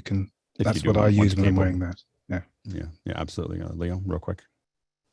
It's not just at Apple. This is consistent on all Bluetooth stuff, and it's got to the point where it's exactly the same. I've got identical headphones with different device one's paired to my PC and one's paired to my phone. Yeah, and I just the thing is if I have the device on and I click on it and say I want this one, I want to hit lock. Like I just want to hit a lock button, like double tap it. You're only going to listen to this one until I let it go. And it'd be that simple, but they just haven't. I don't know. I'm sure that's going to get updated because it is so bad right now. Next question. Another one from George Whittam in Venice, California, here on the panel. Is there a better product for travelers needing LTE anywhere than Skyroam? Go ahead, Carl. If you're traveling international, check out like forums to find out which is the best telco in there, and just walk into their shops and buy a little MiFi device, and they'll work with your phone. You can use it as Wi-Fi from your phone. Leo, real quick. I said this before, if you are traveling to Europe, or you're traveling to certain places, find somebody you know who's in the country, get it. You'll get it for a damn sight cheaper than if you walk into that shop. And I can get you like a 5G SIM that's unlimited for a lot less than you will pay as a traveler. Yeah, we've oftentimes do that is find a local that will do it. They can often get the month to month. They get it, and then they have a lot of services. So I tend to lean. Now I usually use T-Mobile to have something when I land, but then to have something that's fast. T-Mobile work everywhere or just about everywhere. So that means that I know that it'll work where I land, but then I want to find someone local to get real bandwidth out of it because the T-Mobile one doesn't. Japan is incredible at it. You can get a little box that you can put in your backpack. That's a Wi-Fi. That's 100 megs up and down. It's incredible. Next question. Question from Andre Dalla in Berlin. What is the panel's experience with Speedify as network bonding and backup solution? I recently won half a year free trial and wonder how reliable this solution is. Bonding with Zoom does not match up very well. Any kind of real-time communication, whether it's Zoom or comms or anything like that, won't work as well if it's bonded.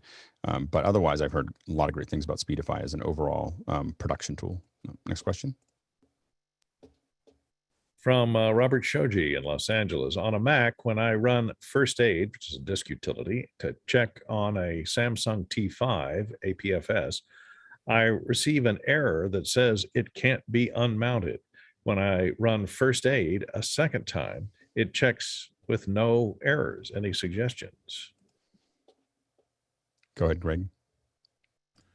Don't check it the first time, only check it the second time. Go ahead, Roscoe. Yeah, and the disk utility, you have to back up one step and do a show all devices, and then you can actually get to the level where you can reformat the drive. Otherwise, you cannot do it. Sorry, that was great. And what happens with production people too is that we just learn whatever we have to do to get it done. So my result would always be tap it, go look at something, tap it again. Okay, now it works. It's just we would just call it a double tap fix. And that would be it. Roscoe, real quick. I would actually say don't reformat it. Just use the native formatting. Next question. From Douglas Carmichael, the Roland MC707 Groovebox has a chord designer function where you can create chords based on a root note, scale, and degrees of its constituent notes. However, it doesn't create inversions. Can I create inversions manually? Now, that's a technical question. Yeah, go ahead, Carl. Yeah, you sure can. So in the manual, just look for how to create manual chords. You'll give you 4 chords, so 4 notes, and those notes can be anywhere on the MIDI scale. So they can be, 0 to 127.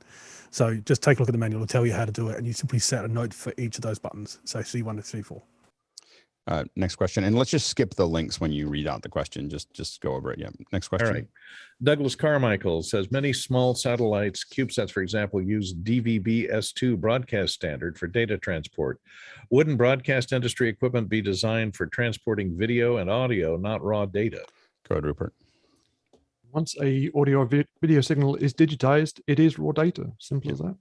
Yeah. Go ahead, Carl. Yeah, so DVB-S is just a carrier, plus it's also a carrier civilians are allowed to use. A lot of the bands are actually used up by military. Next question.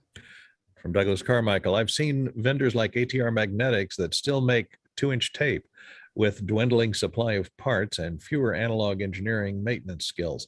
Wouldn't an analog multi-track be a maintenance and operational nightmare? Go ahead, Carl. So a lot of people still own Struders. There's a lot of studios that still offer analog recording, and so they need tapes. And there's usually 1 or 2 companies per continent that'll still make those tapes. Go ahead, Greg. Yeah, and the high-end Studers are basically self-aligning anyway. They take care of themselves, so it's still a good thing to have. I just saw a Studer. It's so cool. Like I was just like, I don't know what I would do with it, but I was like, I'd really like to record something on that. And then I realized after I recorded it that it was like, why did I do that? I just talked to someone who shot with 16 millimeter, and they were like, I thought it would be such a great idea. I'd get back to basics and analog, and then it was just like, and that was a learning experience. I don't think they'll ever do that again. Go ahead, Rupert. Just in this question, if somebody wants to pay for it, somebody will sell it. Yeah. There's always, as that becomes more vertical, people are willing to pay for that extra to still have what they wanted to have before.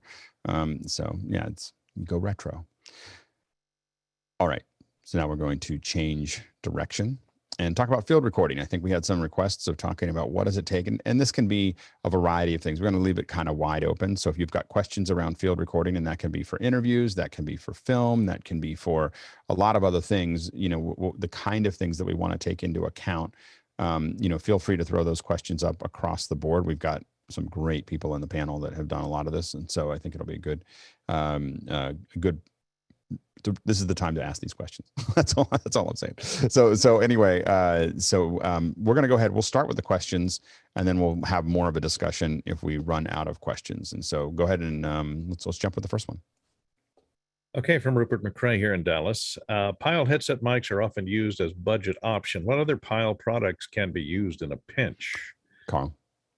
So they do make a cardioid lavalier, which is kind of interesting, a cheap one. That is, you know, Sennheiser make one that's about $200. But also, if you're just looking for a mixer, they make a mixer. It's the same price as a Behringer Flow, though. So maybe the Behringer Flow has taken over this kind of mixer. Yeah. Go ahead, Leland. As far as Pile goes, they've been around since the 60s, but if you remember the term Pile driver, that was their subwoofer design from back in that era that made them famous. It wasn't until 2000 that they actually took on more of an audio presence in microphones and such, and you're going to find them more focused toward monitoring and broadcasting out on open speaker type content than if you're dealing with online content. I don't recommend their low-end Pile devices when it comes to microphones, except for maybe the wired lavalier or the wired device that we've focused on. You got to pay big money in Pile to get their higher end Pro equipment, which is the Pile Pro line, and that's really where you're going to focus. Yeah.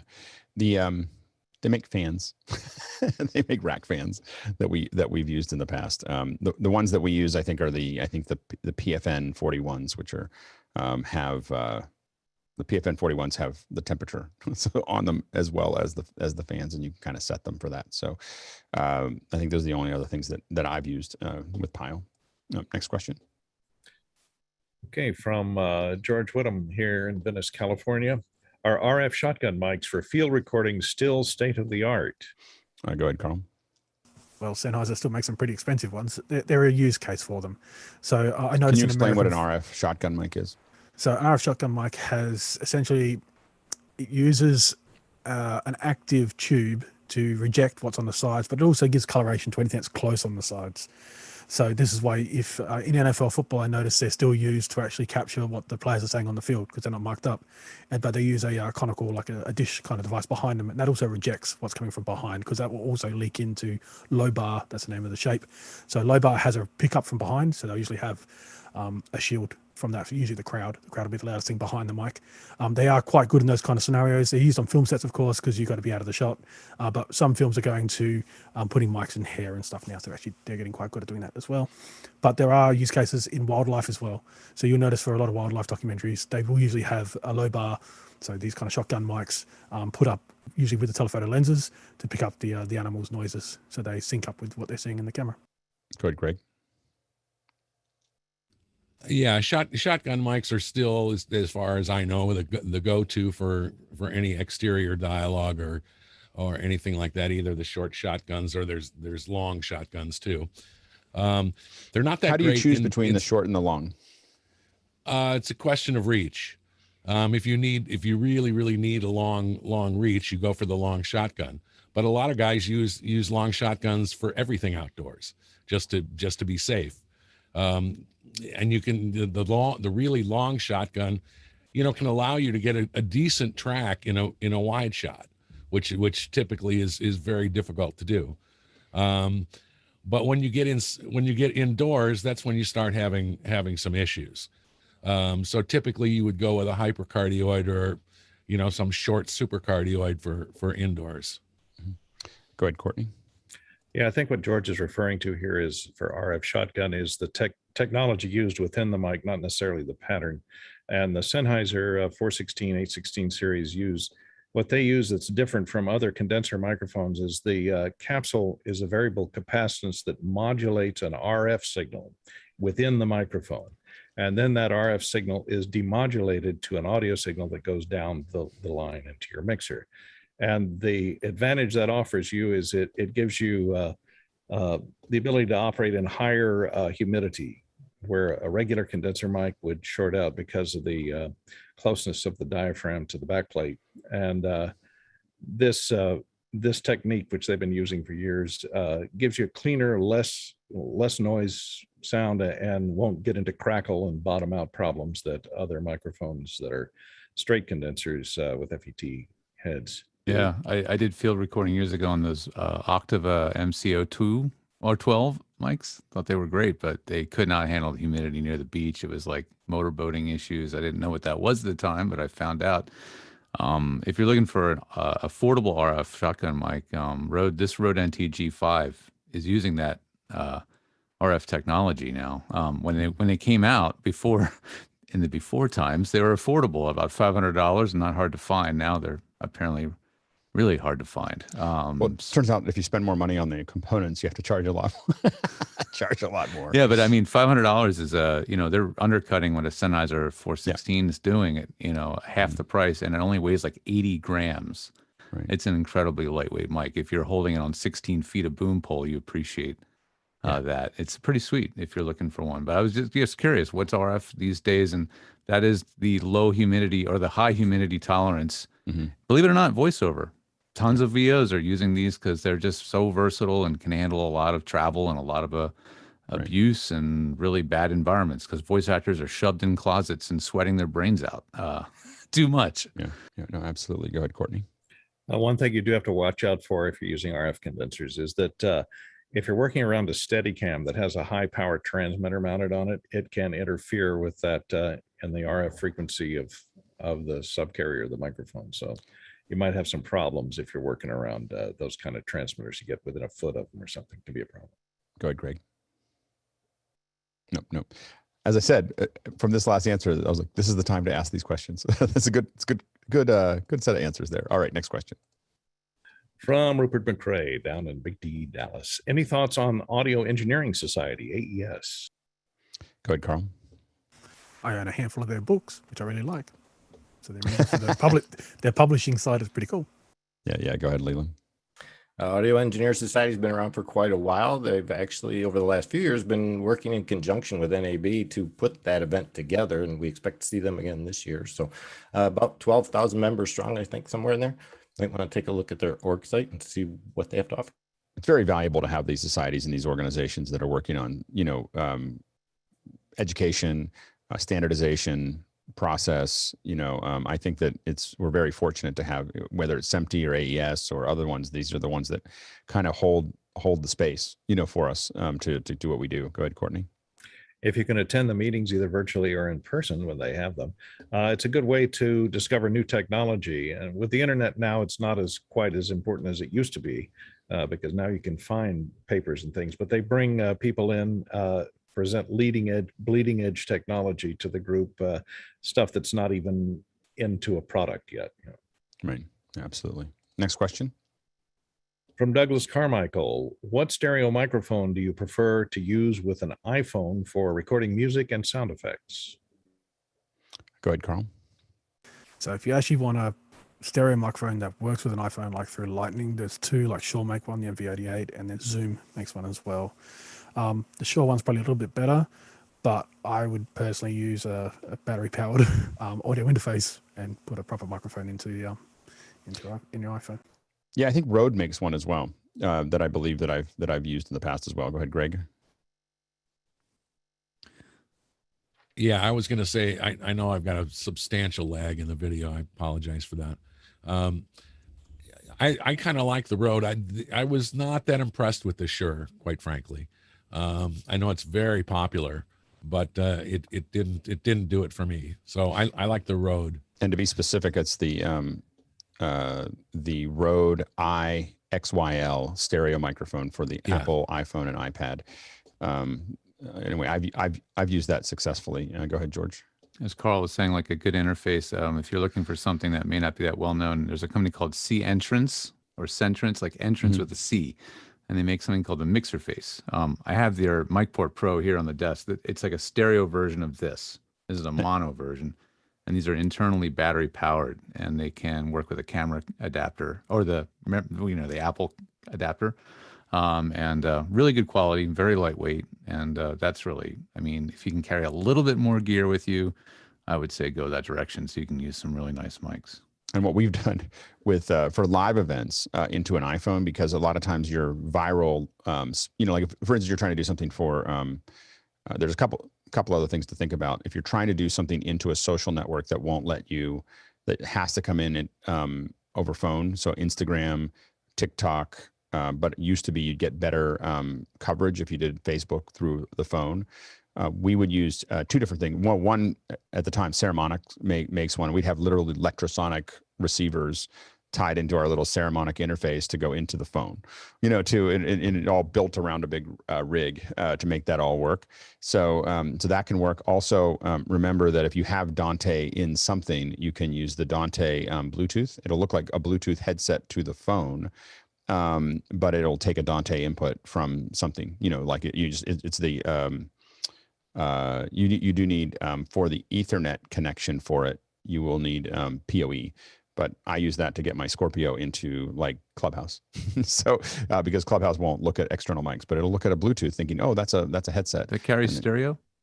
I don't know. I've never tried to do stereo, but I think it will. I think it should. It's got two channels, so it should take stereo. Absolutely. And it's clean, and it's not wired, but it's another way to do it.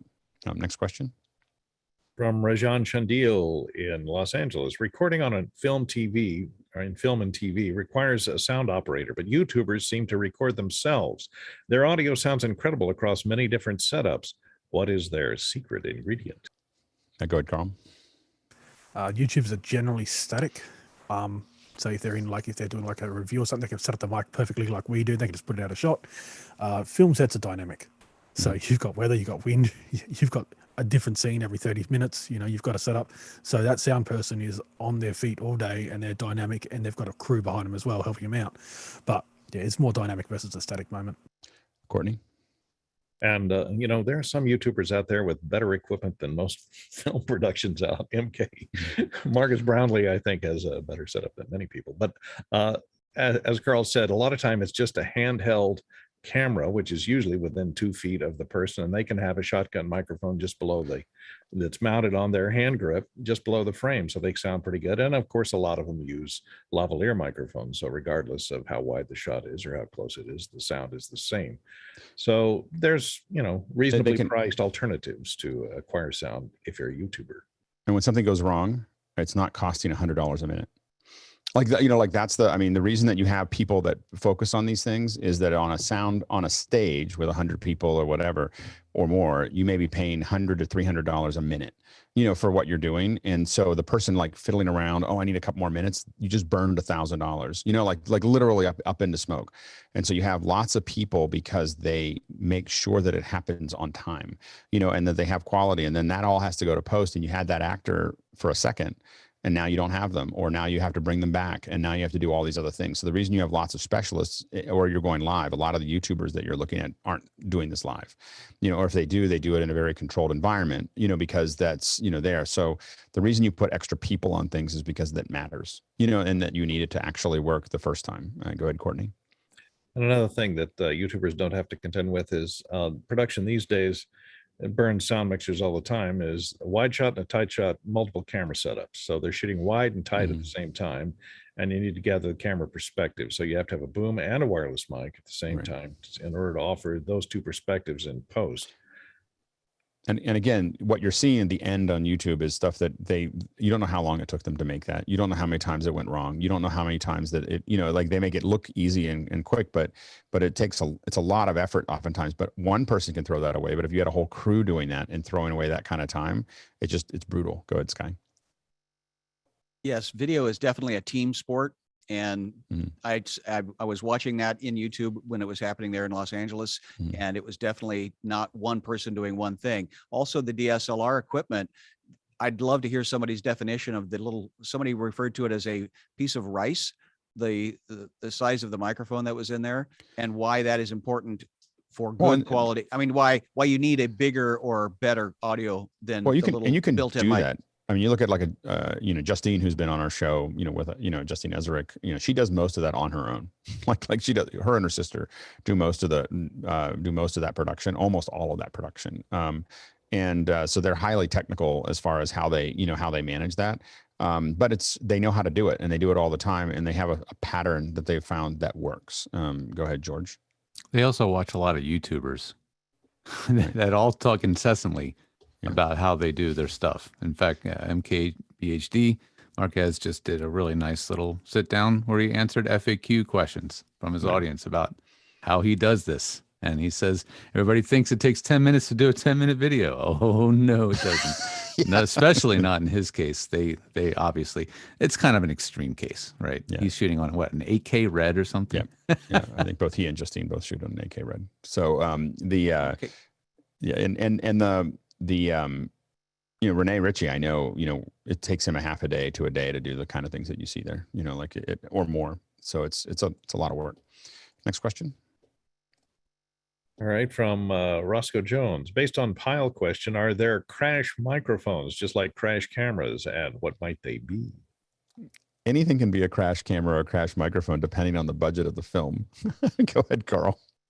That's true. So I would always suggest like the Behringer. Like Behringer's got an enormous range of microphones. The CB100 would be the crash microphone of choice for me. That and they've got an 8000, which is a reference microphone. So it's designed to use for reference audio for their dynamic EQ module that can do some reference audio stuff, but it's small and it can fit into very small. As it's flat, it's very high quality, and it's like less than $100 US. Good, Courtney. And if you're just recording sound effects and not worried about dialogue, some of the newer Zoom recorders, even the little bitty ones, have 32-bit float recording, so you don't have to worry about the crash making too much noise and overmodulating your track, and you can just throw one of those with a fairly decent and expendable microphone into a car or vehicle or whatever you're going to do the crash with. One note there is number one is you want micro SD cards instead of SD cards for the recorder because there's less to break, and also paint them orange. So like something I learned from somebody that for the crash ones, they tape over the connectors and then they spray paint them orange because they found that they oftentimes are just laying there on the street because it just shattered the entire recorder. And there's like this little thing, and even if it's sticking part way out, you can find the little orange thing that it's easier to, like fluorescent orange is really useful to find the pieces of where it is, especially in the dirt out in the desert. Next question. From Eddie Martino's in Palo Cedro. Many times an XLR audio feed at venue is garbage for many reasons. Someone makes changes before the show starts. I resort to shotgun mics on camera. What tips for on-camera mics or better for live shows? Carl? So yeah, what you're getting is probably the front of house mix that they're just giving you a stereo channel out, you're putting in the camera, and you're right, they'll change it based on what the room is. So what the mix you're getting is not a recording mix, it's a front of house mix. Two things. One, use small lavalier mics with recording packs, which is, I know there's a couple like Zoom. We talked about the Zoom with the 32-bit float. They have a little Z1, I think, or Z2 little recorder. If you get those, you can actually put those lavaliers, if you're doing, let's say, a lectern, you can tape it underneath the lectern and wind your little lavalier microphone next to the actual lectern microphone, the gooseneck, and you record as close as a gooseneck's going to get. That's what I do with every event that has a lectern. I record myself on a small Technics recorder. And another one you can also do if you're doing a band, try to put out some of your own microphones on stage and just let the band know, hey, I've got my microphones here, please try not to knock them over when you're performing, because I'm trying to get good audio for you guys rather than what's getting me from the desk. The band's not going to tell the desk to change stuff because they want to sound good in the room, but just let the band know if you're going to do that. One of the things that helps with putting the lav underneath is to have the foam over top be big enough that you can put both of them under it so that no one really notices it. If someone asks in one of the pre-shows or after hours show, I'll tell you a good story about that. Anyway, but I'm not going to say it here. So anyway, the other thing to do is the non-technical social thing is the audio engineer is your friend, and hanging out with the audio engineer and buying them beer is really, really useful, especially in bars, unless they don't have beer, but or they don't drink beer. But if they do, hanging out with them and don't do it before the show, after the show, but over time you can develop a relationship where you can get the aux outs. So just not that I've ever done that before, but aux, like they have the aux outs usually. They just don't want to give them to you. And especially if you become battery operated, they're not worried about ground loops and they're not worried about other things like that. They'll, and you become trusted and a friend of the, you're part of the thing. It makes it a lot easier to get better things, to make that work.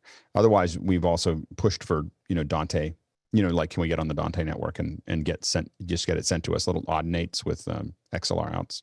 And all they need is you just need to get access to the switch for those. And so those can all be done, but most of that, again, takes making friends. And I'm just going to keep on going back to it. When you're on set, make friends.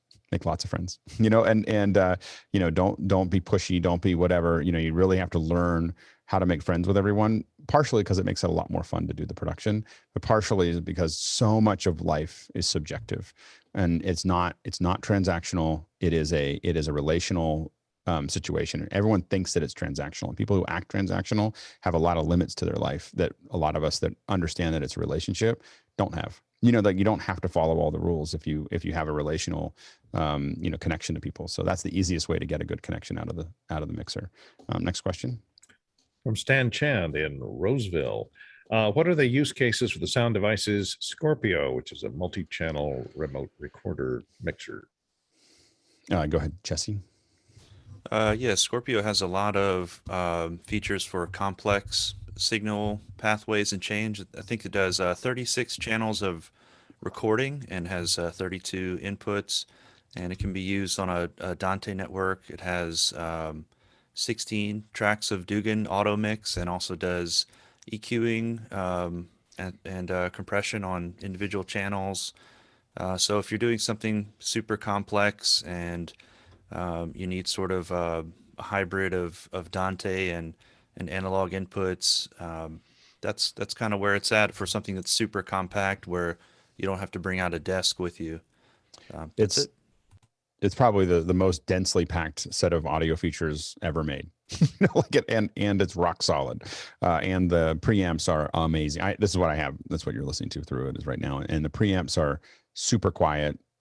You have an enormous amount of talkback, Dante outputs, everything. And you can route and you can build complex mix minuses. You can do all kinds of stuff built into it. Go ahead, Greg.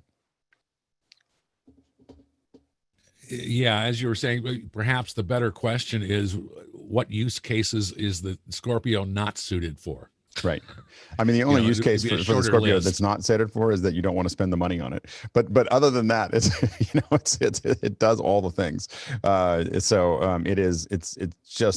It's the pinnacle of a company that has been working for years to make it better. This is what they do. This is their obsession. This is their, and I admit that I've known the folks there for a long time and bought. They're probably up there in probably the second or third most gear that I've ever bought is from that company. And what I know is that they're just passionate about getting it right and getting the hardware perfect. And so this is the pinnacle of what they've done to this point. Go ahead, Jesse. Yeah, just one added thing. You've also got the new camera to cloud feature on the 8 series sound devices. So if you have like express dailies that you need to get up, as soon as you press stop, your files will be uploaded to the cloud for edits. And we're going to give a lot of people opportunities. We're going to do testing about that in the fall. So we'll do just test shoots where we're shooting camera to cloud and all of you can grab onto, or some of you can grab onto the downlink too. We're trying to work out a thing with Frame to let us give a lot of people access to that, to play with it and pull it down and just see how it works. Go ahead, George. The only thing I've ever had from them that failed was the original USB Pre, I think it was, because it only did 32-bit because it was made a really long time ago. So you can't plug it in any modern equipment, which is sad. But yeah, it wasn't a failure. It was just mostly that it became outdated. Things evolved around it. But I mean, functionally, if you plugged it into an old laptop or something, it's brilliant. It's perfect sound. Yeah, and everything they make is rock solid. That's the big thing for us is in production. We just need it to work. Next question. From Thomas Bauer in Atlanta. What kind of microphones mounted on camera would be good for outdoor interviews? Go ahead, Carl. So the 416 would be what I would go to if you have to have it on camera. So if they're not allowing you to take the mic off camera, there is a dual mount that Shopes make, which allows you to put essentially two 416s. But we're not talking about doing two. We're talking about putting one 416 and one 418, which is a stereo mic, and you can get MS recording. So you can actually get a really nice sounding recording, not just a mono, which will give you stereo. And you can bring down that stereo. You can, with MS recordings, you can bring up and down that stereo, how wide it is and how narrow it is. So that would be my choice. Would be put a put a 416 and a 418 together on top of each other on top of the camera, and you can play around with the audio in post. Go ahead, Greg. The biggest problem with that setup is that you have to realize when you're using a shotgun microphone that it hears not only your subject but everything behind it. So you have to make sure that you orient your subject in a particular way so there's nothing behind him or her. And the camera. So just remember that camera mounted stuff, you just have to be very careful because you oftentimes can end up hearing some camera noise. Go ahead, Courtney. Yeah, you can hear the zoom servos and things like that if it's too close to that. But the thing I also want to mention, if you're doing outdoor interviews, make sure you have adequate windscreen on it, and not just a foam windscreen, something as a basket with some dead air space between the microphone and the outside of the windscreen, preferably maybe a little furry, because low frequency wind noise will wipe out your interviewee's question and you may not be able to get rid of it. Yeah, George. Yeah, I mean, YouTubers get away with this all the time because their camera is an arm's length away. So the mic is pretty darn close, and they get generally pretty clean audio. But as you move the mic further away, the ratio between the mic and the performer and everything else behind them, noise level wise, it gets really out of control quickly. So it's difficult to do. Yeah, go ahead, Jesse.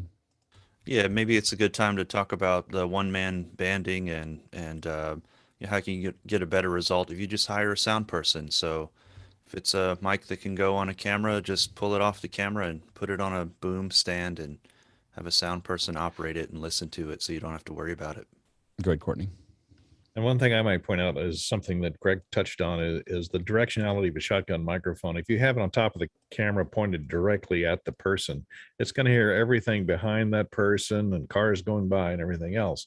If you can put it underneath pointing up from just below the frame on a little arm that comes out the right distance, that'll give you a lot better sound because it's just got the sky, and as airplanes fly over, it's going to eliminate a lot of that foot traffic and car traffic that's directly behind the person. Or above, where you're using the chest as a... Yeah, or above. The problem is if you're above, you got to watch out. If they're walking on gravel or something, right, you're in trouble.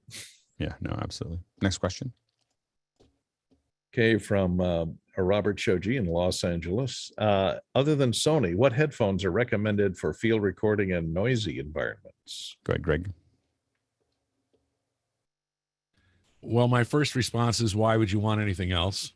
And for higher noise, Bayer makes a set of velour ear pads for the 7506s, and they're really very good, and they're quite isolating. I know some guys like the Bayer 770. That's used a lot too. But for field recording, I think pretty much the 7506s are still king.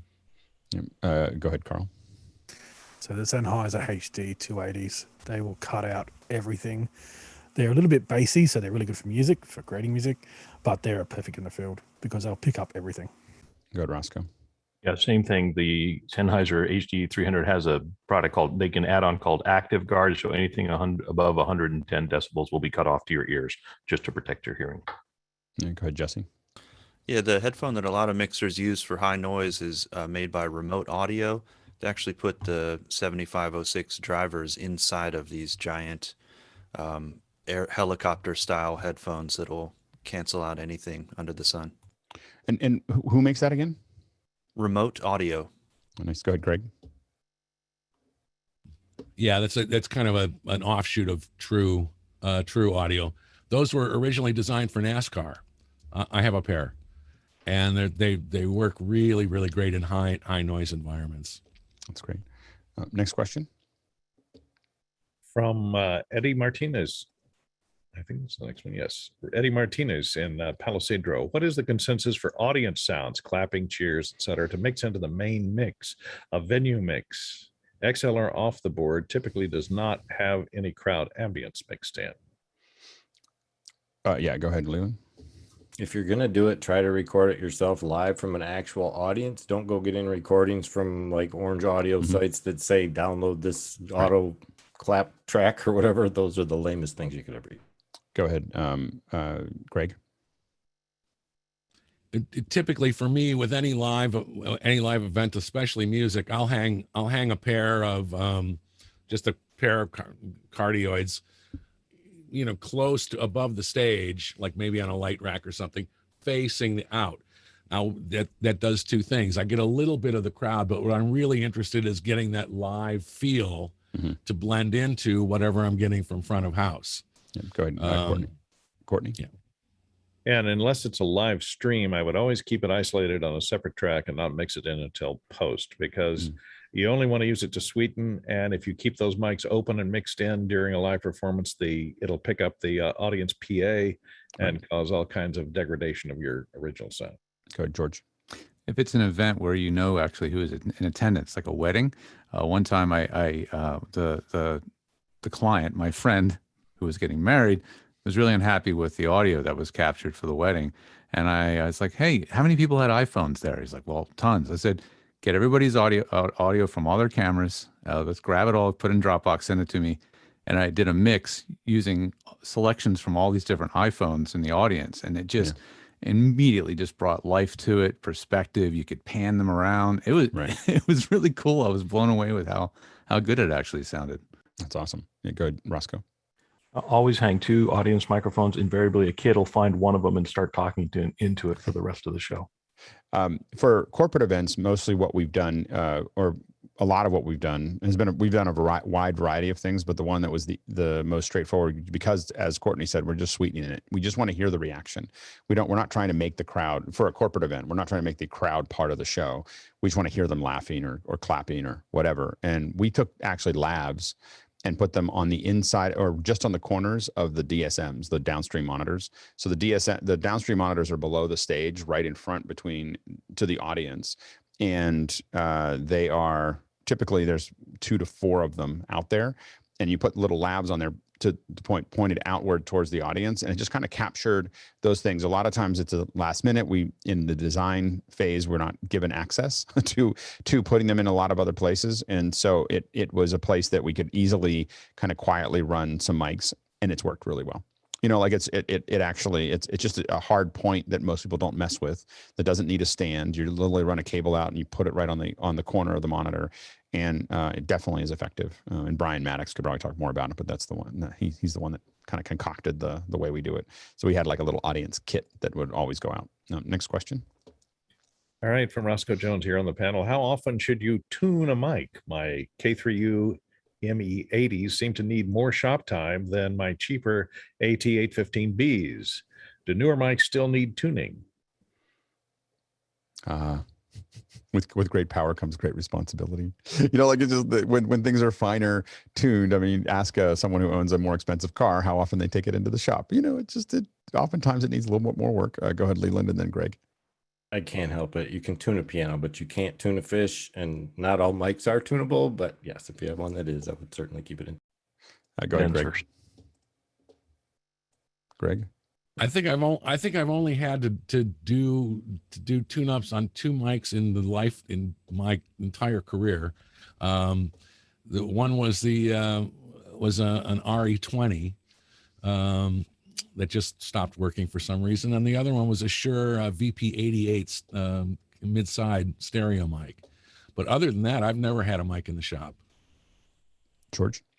If you use the foamy windscreens, over years and years, that foam actually starts to disintegrate, and it starts to fill in all the little tiny holes in your shotgun mic. So, and it changes the sound of the mic. It actually sounds progressively worse. So that's a reason to get it cleaned. Tuning, I don't know so much, but cleaning 416s every 10 years or so, you know, not that often, but, you know, I have clients that have had one in their VO booth for 10 years, and they have a new one. We switch and they go, whoa, they sound different. And then we get it cleaned. Yeah. Go ahead, Jesse. Yeah, if you have a vintage mic or something that is in that era, good luck finding someone that can repair it. You probably got another good 5 or 10 years while those folks are still alive. So find them now. And go ahead, Roscoe. Yeah, I used to send them into Location Sound in Hollywood, which I recommend strongly. If you get near Hollywood, definitely take a stop in there. It's a great locationsound.com. But yeah, they really would come back sounding much better. And they'd talk about, they'd go through all the electronics, but I guess the newer mics may not need it. Thank you. I think the two best, locations for sound to get stuff and to get things worked out are Gotham in New York and Location in, Location Sound in LA. For me, like, in Location Sound, when I'm in LA and I have any extra time, it's very expensive, but I walk into Location Sound. Like, it's just, they have this tiny little store that is like maybe 20 feet by 20 feet, or maybe it's 30 feet by 30 feet, but it's not very much bigger than that. It's like 30 by 30 or whatever. And it's a little store, but it has like all the little PSC components, and it's got all these and all these little things that you go, oh, that would be so nice. like that would, like, and if if you've done a bunch of it, like, it doesn't, like, most of it when you go in, like, there's so many things when I first went in that didn't make any sense to me. After like 5 years of grinding, all over the world recording, you come back in and it's just like this perfectly curated, all the things that you just wish you had in Africa or in Iraq or in Cambodia or whatever. You're just like, oh my gosh, that would have made things so much easier. So I would highly recommend oftentimes going in, because there's things that you'll just skip over that you won't skip over the next time after you've done another 50 shows. Go ahead, Courtney. Another good thing about Location Sound, they also have a rental department in the same building there, and you can rent stuff to fill in for when your equipment is in for repairs. We have an account. Yeah, like it's important. The thing with those, like, again, there's certain things that you want to get accounts with. That means that you put your insurance in, you get your credit aligned, you get everything else handled. And the couple of them that we do is Able Cine, Gotham, Location Sound, VER. Like, there's certain ones that you just get ahead of that, get into their system, so that when you need it somewhere, you can solve it. Blue, I think it's called Blue in the UK, I think we use. Go ahead, Greg.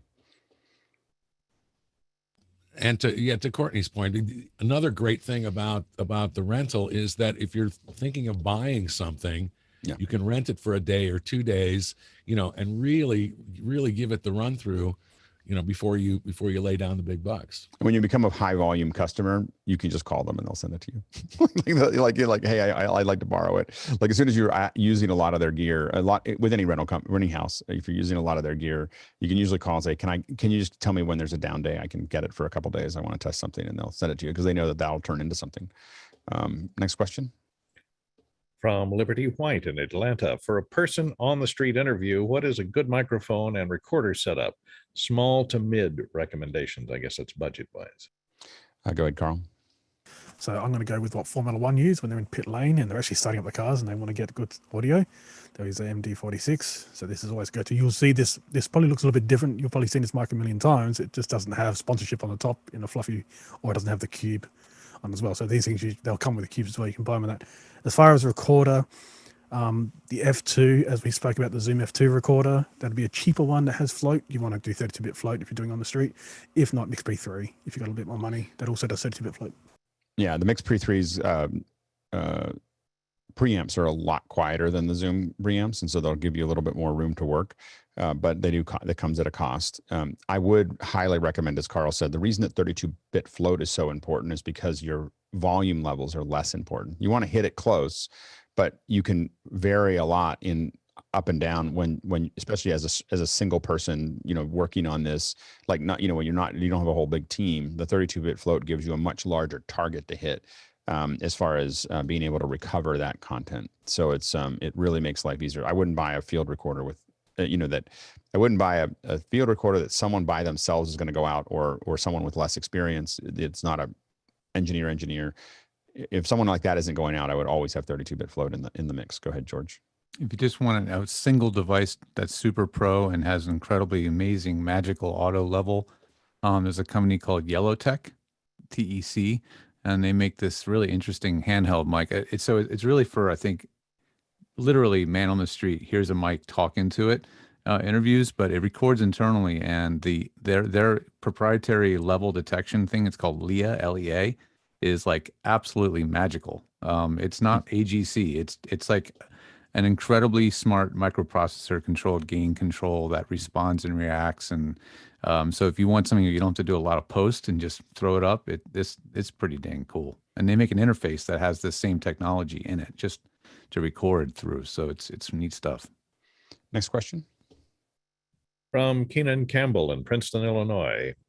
Using a MixPre 3 as a field mixer, what does everyone use as bag for the MixPre series in the field? What are the standard ones at this point? I think Porter Brace makes one that's designed for it. Porter Brace is what I think a lot of us end up using in the field. Go ahead, Greg.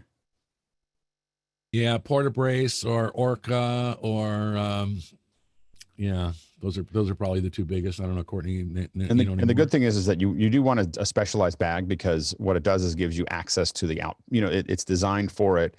You can Velcro out, access to the inputs and outputs and power and everything else, and so it makes it a lot easier. I wouldn't, if it's not really an audio bag and not really built, paired with that, it really makes it harder. And then, you want to look at whether you need external transmitters that are going to be, or some kind of transmission system that's going to be inside that pack. So there's some larger packs. I don't think that they make them like that for the US. I haven't seen them for the MixPre 3, but for larger packs, there'll be a whole area in there for you to put your wireless and everything else. And so you do want specialized packs for that. But the Porter Brace is the one I'm most familiar with. Go ahead, Courtney, and then Leland.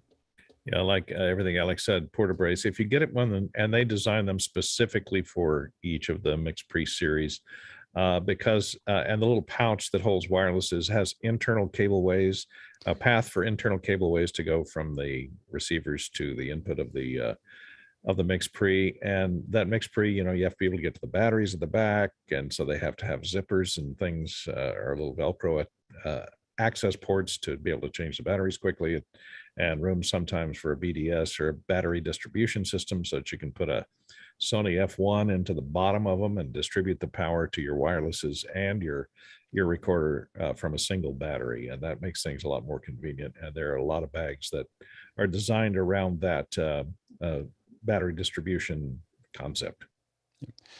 Next question. From Leland Best here on the panel from Corona, Michigan, in the Shiloh Sea. What are the main concerns when recording from an enclosed outdoor environment? Small cabin, motorhome, open garage, gazebo, etc. How does one control the floor noise in these environments? Great, Carl. First thing, if you can, and you can ask the people who occupy those spaces, turn off air conditioning. Ask if you can turn off the fridge just quickly while recording, but we'll leave the fridge door closed, things like that, freezers. They'll have little motors and compressors going. If you can't control the noise, but you're still recording, then, and it's a record, not a stream, then isotope is your friend. So just record about maybe 30 seconds to 1 minute of room noise with nothing going on, and that'll give isotope something to cling on to.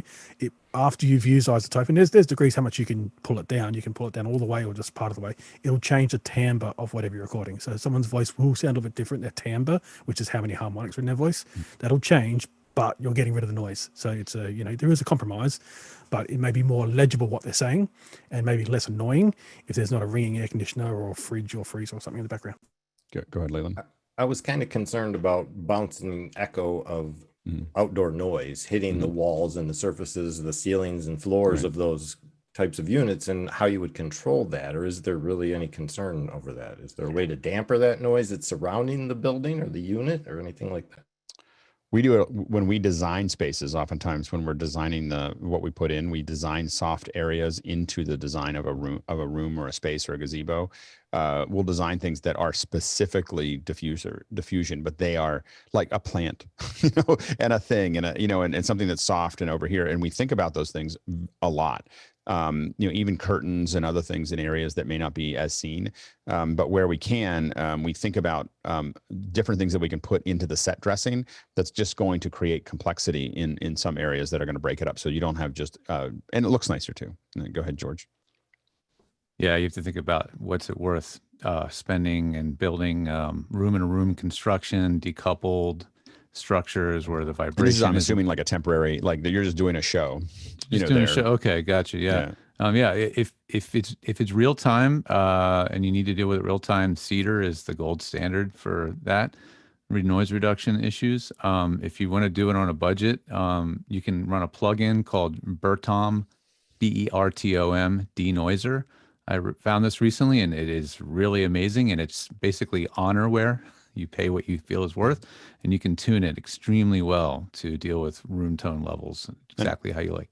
And we've been super successful with the MixPre. If you're doing it live, the MixPre's sound noise assist is 95% of a Cedar at much less cost. Go ahead, Courtney, and then Jesse. Most production mixers carry with them in their follow cart a box or a large container with about 5 or 6 rolled up rubber-backed carpets on them that are 4 by 6 feet, for example, that have a tightly woven cloth top and a rubber bottom. And you just throw those down underneath the feet of the actors so that they're not dancing, on hardwood floors, or it'll subdue some of the creaking. You can also use those. They're very handy to cover up cables you're running across the floor so people don't trip on them. And they reduce bouncy noise by covering at least one of the surfaces that are, out of the shot. Go ahead, Roscoe, real quick. Location scout is critical to this operation. Make sure you're not near any stop signs or signal lights. Yep.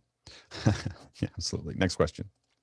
From Douglas Carmichael, I mentioned a while back the use of a jet engine rumble sound at the start of a concert with a lot of low end. How would you record that sound without overdriving equipment or safety risks to the crew? We're going to kind of accelerate our speed here because we're running out of time. Go ahead, Carl. So there's 2 ways. One, you can use a synthesizer and you actually create the sound there, therefore no risk. Another way is the way I believe it was done with Joe Satriani's song Set from the Alien back in the 80s. Small electric condenser microphone, and they just blew across it. And blowing across a smaller deck and you overdrive it, it sounds like a jet flying past, and they panned it in the mix. And it sounded like a jet. Go ahead, Jesse. Yeah, and also look for, if you're going to record the real thing somehow, then some microphones that'll handle high SPLs, then you can get close enough to the source. But with something like a jet engine, you can be safely far away and get a good recording. Next question. From Emmett Williams in Washington, D.C. My documentaries are all solo run and gun, handling audio myself. I usually put a Zoom H6 and lavs in a messenger bag. Is there a better option? Usually have lavs on 2 people. I think at the price point, I think it's probably that's the best option. If you want to go up a little bit again, I think you'll get better recordings and have more headroom, and it'll be cleaner with something like a MixPre. But at the price point that you're at, I think you're probably it's probably the best choice. Go ahead, Scott, real quick. Yeah, if you can at least get the sample of how loud they're going to be talking to begin with, that way you're setting your meters, setting your levels from the beginning. That would be at least what I found helpful. Yeah, go ahead, Courtney. And since you're doing dual system, that particular recorder has built-in timecode generator, which you can jam to your camera and stay in sync and sync everything up later using timecode. And if you don't do timecode, always have your camera capturing wild audio so that you can use that as a sync point for your audio. It works really well. I lost it. Next question. Okay, Douglas Carmichael, I've seen a lot of reporters with mics on long poles to ensure proper physical distancing during COVID, I guess. Would those poles be the same used on location in pictures of film sets? Yep. Yeah, go ahead, Carl. They can be. Sometimes they're XLR poles. So they're actually microphones that actually attach to the XLR pole. So it's one seamless pole. But sometimes it's just a mic grip. Yeah, so it's usually just a boom pole, usually inverted. Leading company for that is K-Tech. If there's any interest in getting fishpole, getting K-Tech on, just put it in the second hour. I know some folks. So anyway, next question. From Eddie Martinez in Palo Cedro. What's the current best 32-bit workflow, Mac-based? Go ahead, Carl. So we're talking about 32-bit float. So if you put that into a DAW will understand it. Most of the modern ones will. And the way they actually edit it is they convert it to PCM. So they actually convert it to like 24, 192, whatever they're going to do internally, because it can't actually edit bit when you're actually mixing 2 sounds. So it actually does it internally behind the scenes. So nothing for you to worry about. It's more about the levels with 32-bit float. Next question. From Michael Sweeney. in Bartlett, Illinois. Can anyone recommend a software phase meter? Something from Waves, perhaps? So this would be, I think what we're talking about is just knowing whether your signals are in phase, or out of phase, in that area. I still use Spectre. I have to admit, as a software one, that I don't think you can buy right now. So I'm still hooked to something that doesn't really exist yet. Another one is Sonic Atom, is another one that you can look at as far as another solution that they have. They have one that'll have a leisure zoom meter. Next question. From Michael Anderson in Jackson, Wyoming. Does anyone have field experience using the Zaxcom Nova field audio recorder? I've seen it used. I haven't used it myself. It is Zaxcom's real claim to fame is or their patent that they manage very, very tightly is the ability to record on the transmitters at the same time that they're transmitting. So that's their patent that lasts, I believe, another 4 years. Everybody's counting. So anyway, I do believe that they've extended that, they've licensed that to Deity recently. So I think that's another thing that's probably coming down the path. So, but that's their that's what they get you. And the transmitters are very powerful too. I mean, that's what's used in like NFL. Like when you hear the Blue 45, that's a Zaxcom transmitter, little tiny one on the shoulder pads of the guards. Anyway, Jesse. Yeah, the short story with the Nova is that it can accommodate 8 channels of wireless reception in the unit. So it's really just an ultra compact way of having receivers and a multi-channel recorder in a small form factor. And their UI and the way of getting around the recorder is very different than sound devices. So it takes quite a manual read and there's a learning curve, but it's very powerful. It's culture. like there's Zaxcom, like Zaxcom is definitely a culture that people who have them are very committed to them, and then there's everybody else. So anyway, next question. From Marty Atias in Silver Spring, Maryland. What is a boom pole and when should you use one? Go ahead, Carl. So I'm just going to show a visual reference. So this is a boom pole being used on a small independent film back in the 70s, I believe. And so you can see the person wearing pink shorts and no shirt and definitely getting sunburnt is using a long boom pole to pick up the actors' voices as they're sitting in a little speeder, I believe. Yeah, go ahead, George. And back in those days, they really did actually use the audio from those. Whereas almost everything now is all close mic lavs and you lose a lot of the life in the audio. The aesthetics of mix back then quite different than they are now as a result. But that was it was quite an independent film. I remember it well. I mean, the challenge always with boom poles is framing. Like you get into a situation where you are, we've had a lot of roto where we had to paint out the boom dropping right in, so you get just the right performance, and then you get a little mic that's in the top of the frame. The dip. Yeah, a little dip, and so it's an art. Like just to being able to get, you're moving really fast. Oftentimes you can be moving and walking and all kinds of other things that are happening together, and you have to pull it all together. But that boom pole is super important and still used heavily in a lot of TV shows and film. Whether they use that later, they definitely want it from the scene. And it depends on even though they're still using labs, there's still a lot of boom that's there. And if you work up with certain directors like Soderbergh, he's going to want. He's going to use a lot of labs, but he's also going to use a lot of booms. And he's not going to use almost any ADR, to replace it. So they want those to be connected. Go ahead, Courtney. And these days, a lot of because visual effects have become used in almost everything these days. A lot of directors will actually allow and because they're shooting multiple cameras, they want to shoot that wide shot and the tight shot at the same time. They will let the boom get into the wide shot, the whole boom pole and the microphone itself. And if it's above the heads of the people that are moving around, they'll just paint it out. And it's cheaper to do that than to do an ADR session where they get a better sounding than the lavs that are on the people as well.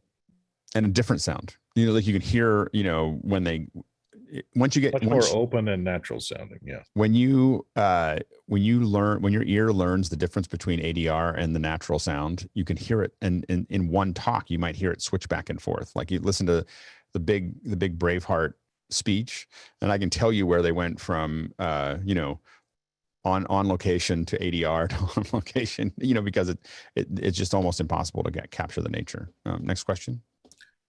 From Graham Cardwell in Belfast, Northern Ireland. Any solutions to hear my on-camera mic when there's a single mini jack? Is there a battery-powered splitter that I can monitor off of? Works with a radio mic receiver, but not for a on-camera shotgun like the Sennheiser MKE 400. That's hard, because I think that what you're talking about is that it's one jack to go in or out. Go ahead, Carl. Yeah, so the difference with radio mics is they're going to have a little preamp in the transmitter, and then your receiver is going to have headphones. If you're just using a mic itself, you do need a preamp of some sort. And if you want to listen to what that preamp's giving you, so essentially you need MixPre 3. That's kind of the answer I'm trying to get to. Go ahead, Courtney. There are some belt pack XLR monitors that you can run the microphone through, and then out of that XLR to a mini jack, and then it'll give you local monitoring of that microphone through its own preamp. But you're not going to know what's going down on tape because your monitoring is coming off the microphone and not what's going into the camera. Right. And so that's why it's great to send it into the camera. We use the MixPre 3s. We record on the MixPre 3, but we send it into the camera. So we get a sense of what's going on in the camera, but that's not our final record. That's just a sync record so that we can go back to the MixPre 3 record. So yeah, go ahead, George. Yeah, things like the MixPre, you can selectively monitor what's coming back. If you can have all those cables plugged in, you can have a return from the camera, so you can listen to the camera in your mixer and really know what's going to camera. If it's really mission critical, you want to monitor what's coming out of the camera, so you know it's good, not overmodulated, whatever. And if it's mission critical, record it to a separate recorder. That's definitely, it's worth every penny to have a second recorder that's doing that. Next question. From Larry Engelhart in Chicago. How do you eliminate air conditioning noise like the one that's on behind me right now? Go ahead, Roscoe. Yeah, get a sample of that noise and then use something like Adobe Audition, which I've been using for years, 5 noise removal, and it works really well. Plus, it visually shows you noise, so you can actually go in there and circle it and say, delete that. Yep. Yeah, go ahead, Carl. Yeah, so if it's a record, something similar to what Roscoe's saying, like Isotope 8 is another good one to do that. If you're streaming, then a MixPre 3 with noise assist. Or one thing that we turn the air conditioner off. And one thing that we didn't talk about that we should, that we'd be remiss to not cover, is just getting sound, getting clean audio. So I mean, not clean audio, but recording 30 seconds of room tone or a minute of room tone is super useful. Like that is like the useful thing, is to get it. And the thing is it's everybody where they're standing. Everything that's on is on. Nothing has changed from when you just did the scene. And when we do it, every single scene, we just have everybody, okay, you hear room tone, and you sit there and you record it. And if you hear some loud noise outside, you record it again, or you keep recording until you get a solid, at least 20 seconds or 30 seconds of room tone, because that's going to help you. You use it to add things back in, to take things out. There's all kinds of things that are super valuable about that. Go ahead, Courtney. And remember, if you're recording room tone and the air conditioner is cycling on and off, record it with the air conditioning on and without the air conditioning on. Yeah, go ahead. Because you'll need to generate a consistent track later on. And Roscoe. Exact same thing I was going to say, but room tone actually can even change over time, even if the air conditioning isn't the issue. So record at the beginning, the end, and maybe every 15, 20 minutes. Yeah, if you're doing it live, George had mentioned Cedar. When I've had lots of Cedar boxes, the DNS8s and DNS2s, and they work great. With great power comes great responsibility. If you turn them up too high, everyone sounds mechanical, and you'll hear the nature of how the filter works, so that it'll notch really badly. The one that I feel is really worth it, again, if you get a MixPre, being able to get the noise assist, and it's a $300 add-on to the MixPres, and it's much more forgiving than the Cedar in my experience. There are some things the Cedar might be a little cleaner at, but very rarely. Usually I get almost everything I would get out of a Cedar, except it's a lot less money in it.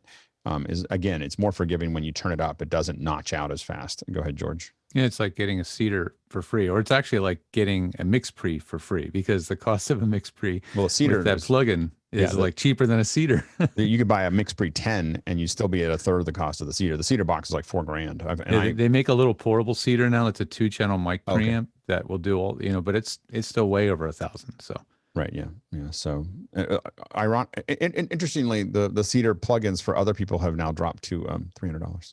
So, next question. From Douglas Carmichael, has Dante been extensively used on set for field audio distribution? Not usually, because usually sets aren't as IT driven. Go ahead, Courtney.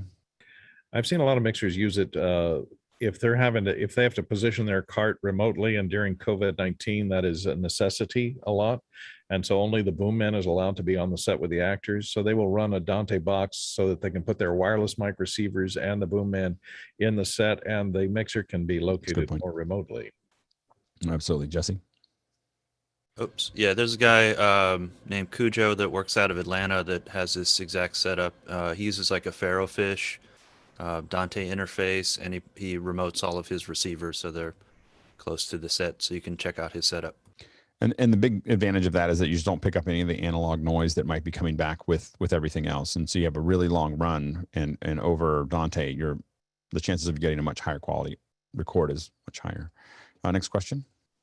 From Douglas Carmichael, what experiences have you had traveling internationally with field recording equipment? I know Mickey has traveled in the Southeast Asian region. He mentioned Singapore and other countries in that area. I guess problems with transportation of funny equipment. Go ahead, Carl.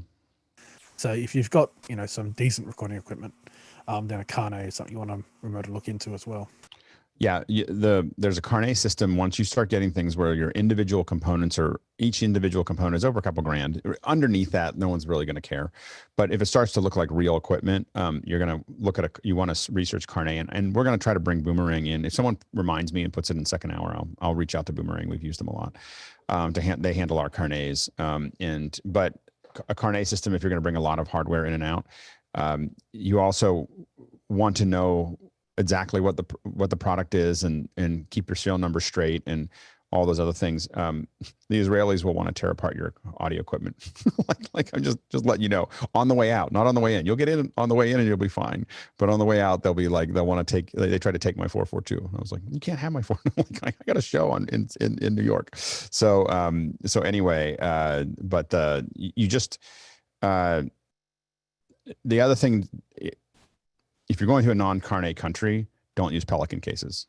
Just so you know, like if you're going to a non-Carne country and you're trying to unofficially go in and out of the country, Pelican cases are going to get you pulled over to look at what you have in there.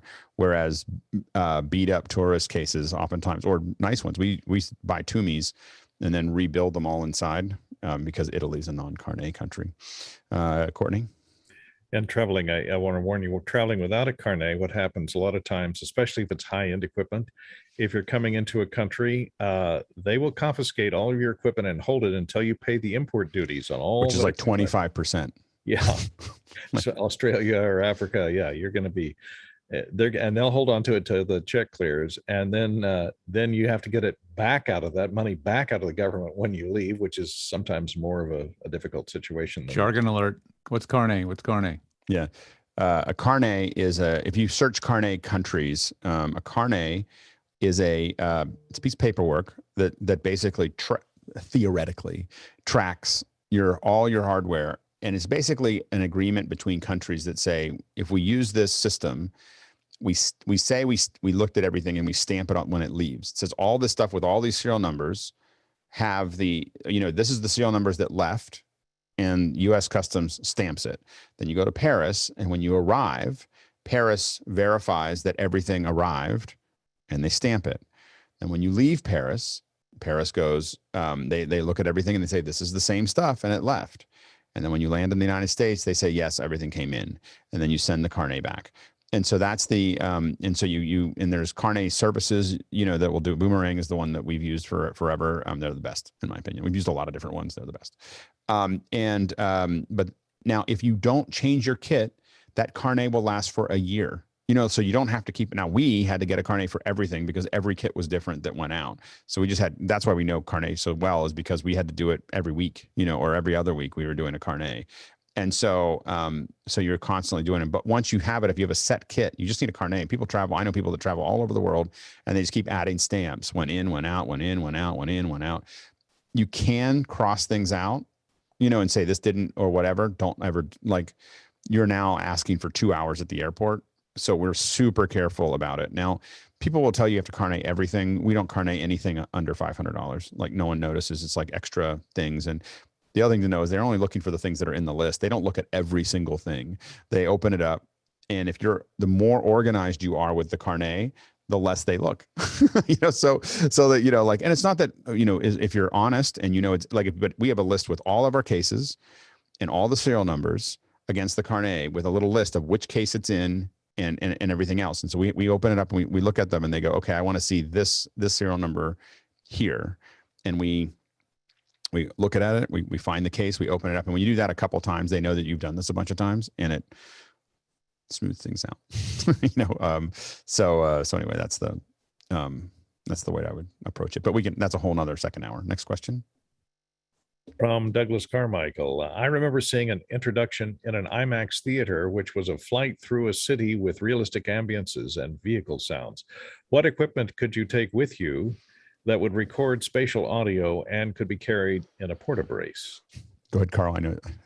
So pretty much just a good microphone would do. This mono source, it's sound design. So what you heard was actually good sound design by someone like what Ben Burt does. So that's actually taking a recording of a real thing and then designing that sound to fit the picture that you're looking at. I'd be surprised if any of it was real. like on that, at that level, that's a Foley / sound designer solution that looks really great by people who really know what they're doing, but I don't think they recorded. I mean, they probably recorded something as reference. You know, this is what actually happened. The chances of them actually using it is very low. Go ahead, Courtney. Yeah, and original film IMAX cameras make so much noise, you can't record anything in sync with them anyway. But a good example of sound design, if you want to hear, because you know that they didn't record sound when it was there, there's a silent film called Trip Down Market Street. It was shot in 1923, or right before the earthquake in San Francisco. And someone has done a beautiful sound design of everything you see on camera. You hear the horse. Is this one where they used AI to I don't know to if they used rebuild it? AI, but beautiful sound design. You Store. hear people coughing and you know, police blowing whistles and footsteps, all in stereo, as this one single long trolley trip for, you know, I don't know, 1906. 8 minutes, 1906, right before the earthquake. Yeah. So it's quite an amazing piece of sound design and imagery. They've done a couple of those. I think they've done a snowball fight. They've done that one. They've done a couple other ones where they basically used a bunch of AI technology to rebuild frames. And so you're getting back, because those frames back then, someone's like cranking it, you know, by hand. Oh, as far as the video rebuilding the frame. Yeah, so they rebuilt the whole video. There's a couple of them that I've seen where they rebuilt the whole video. And then to your point, they added all the sound back in. Unbelievable. Like and it just gives you a sense of being there that, I mean, that's a whole nother, let's see if I can get those folks on. Someone put that in the second hour and I'll see if I can dig up. I don't know them, but we'll see if we can dig up somebody to come on and talk about it. Next question. Danny Stocker from Montreal says, for Zoom Talkback, have ordered a Marantz MPM 1000 large diaphragm condenser microphone. Good enough to keep? Carl? So I believe this is what Leo uses, Leo Mendel, on our panel usually. So if you hit him in Discord, let him know. But I'm pretty sure this is the exact microphone he uses. Yeah, I mean, it should be fine. I mean, what we use for TalkBack, if we're not using a headset, you know, with what we have is a SM58 with a switch, you know, because it's got a switch. So switches are useful. Go ahead, Roscoe. I had one for a while, gave it to my daughter to teach classes with. She likes it. Yeah. Rupert? Yeah, Leo does use the 1000. I use the 2000. Yeah. Very good. Is it twice as good as the 1000? So that was a great hour. that was a great hour. And I love, you know, the 2 hours that have really kind of formed inside of office hours, I think, is the audio and the education, you know, on Saturdays, where we just have real experts that are really digging. And we have great generalists that cover the other ones. And my goal is to slowly build this into something that we're, you know, we get, you know, we get closer to that more and more for everything. But I will say that if you're looking for audio questions, the Tuesdays you can ask the general questions in the first hour, but whatever we're talking about in the second hour, it is just an amazing panel. So anyway, I just want to thank the panelists that for showing up and hanging out. Just incredible amount of experience and technical understanding of that process. And also thanks for the producers. You drove a great show, asked a lot of great questions. So fantastic work. So yeah, I love our Tuesdays. So I love all the days, but I might love the Tuesdays a little more. So anyway, so it's like your children, anyway, the different days. Anyway, great work to everyone. And we'll jump into the post show. All right. See you tomorrow.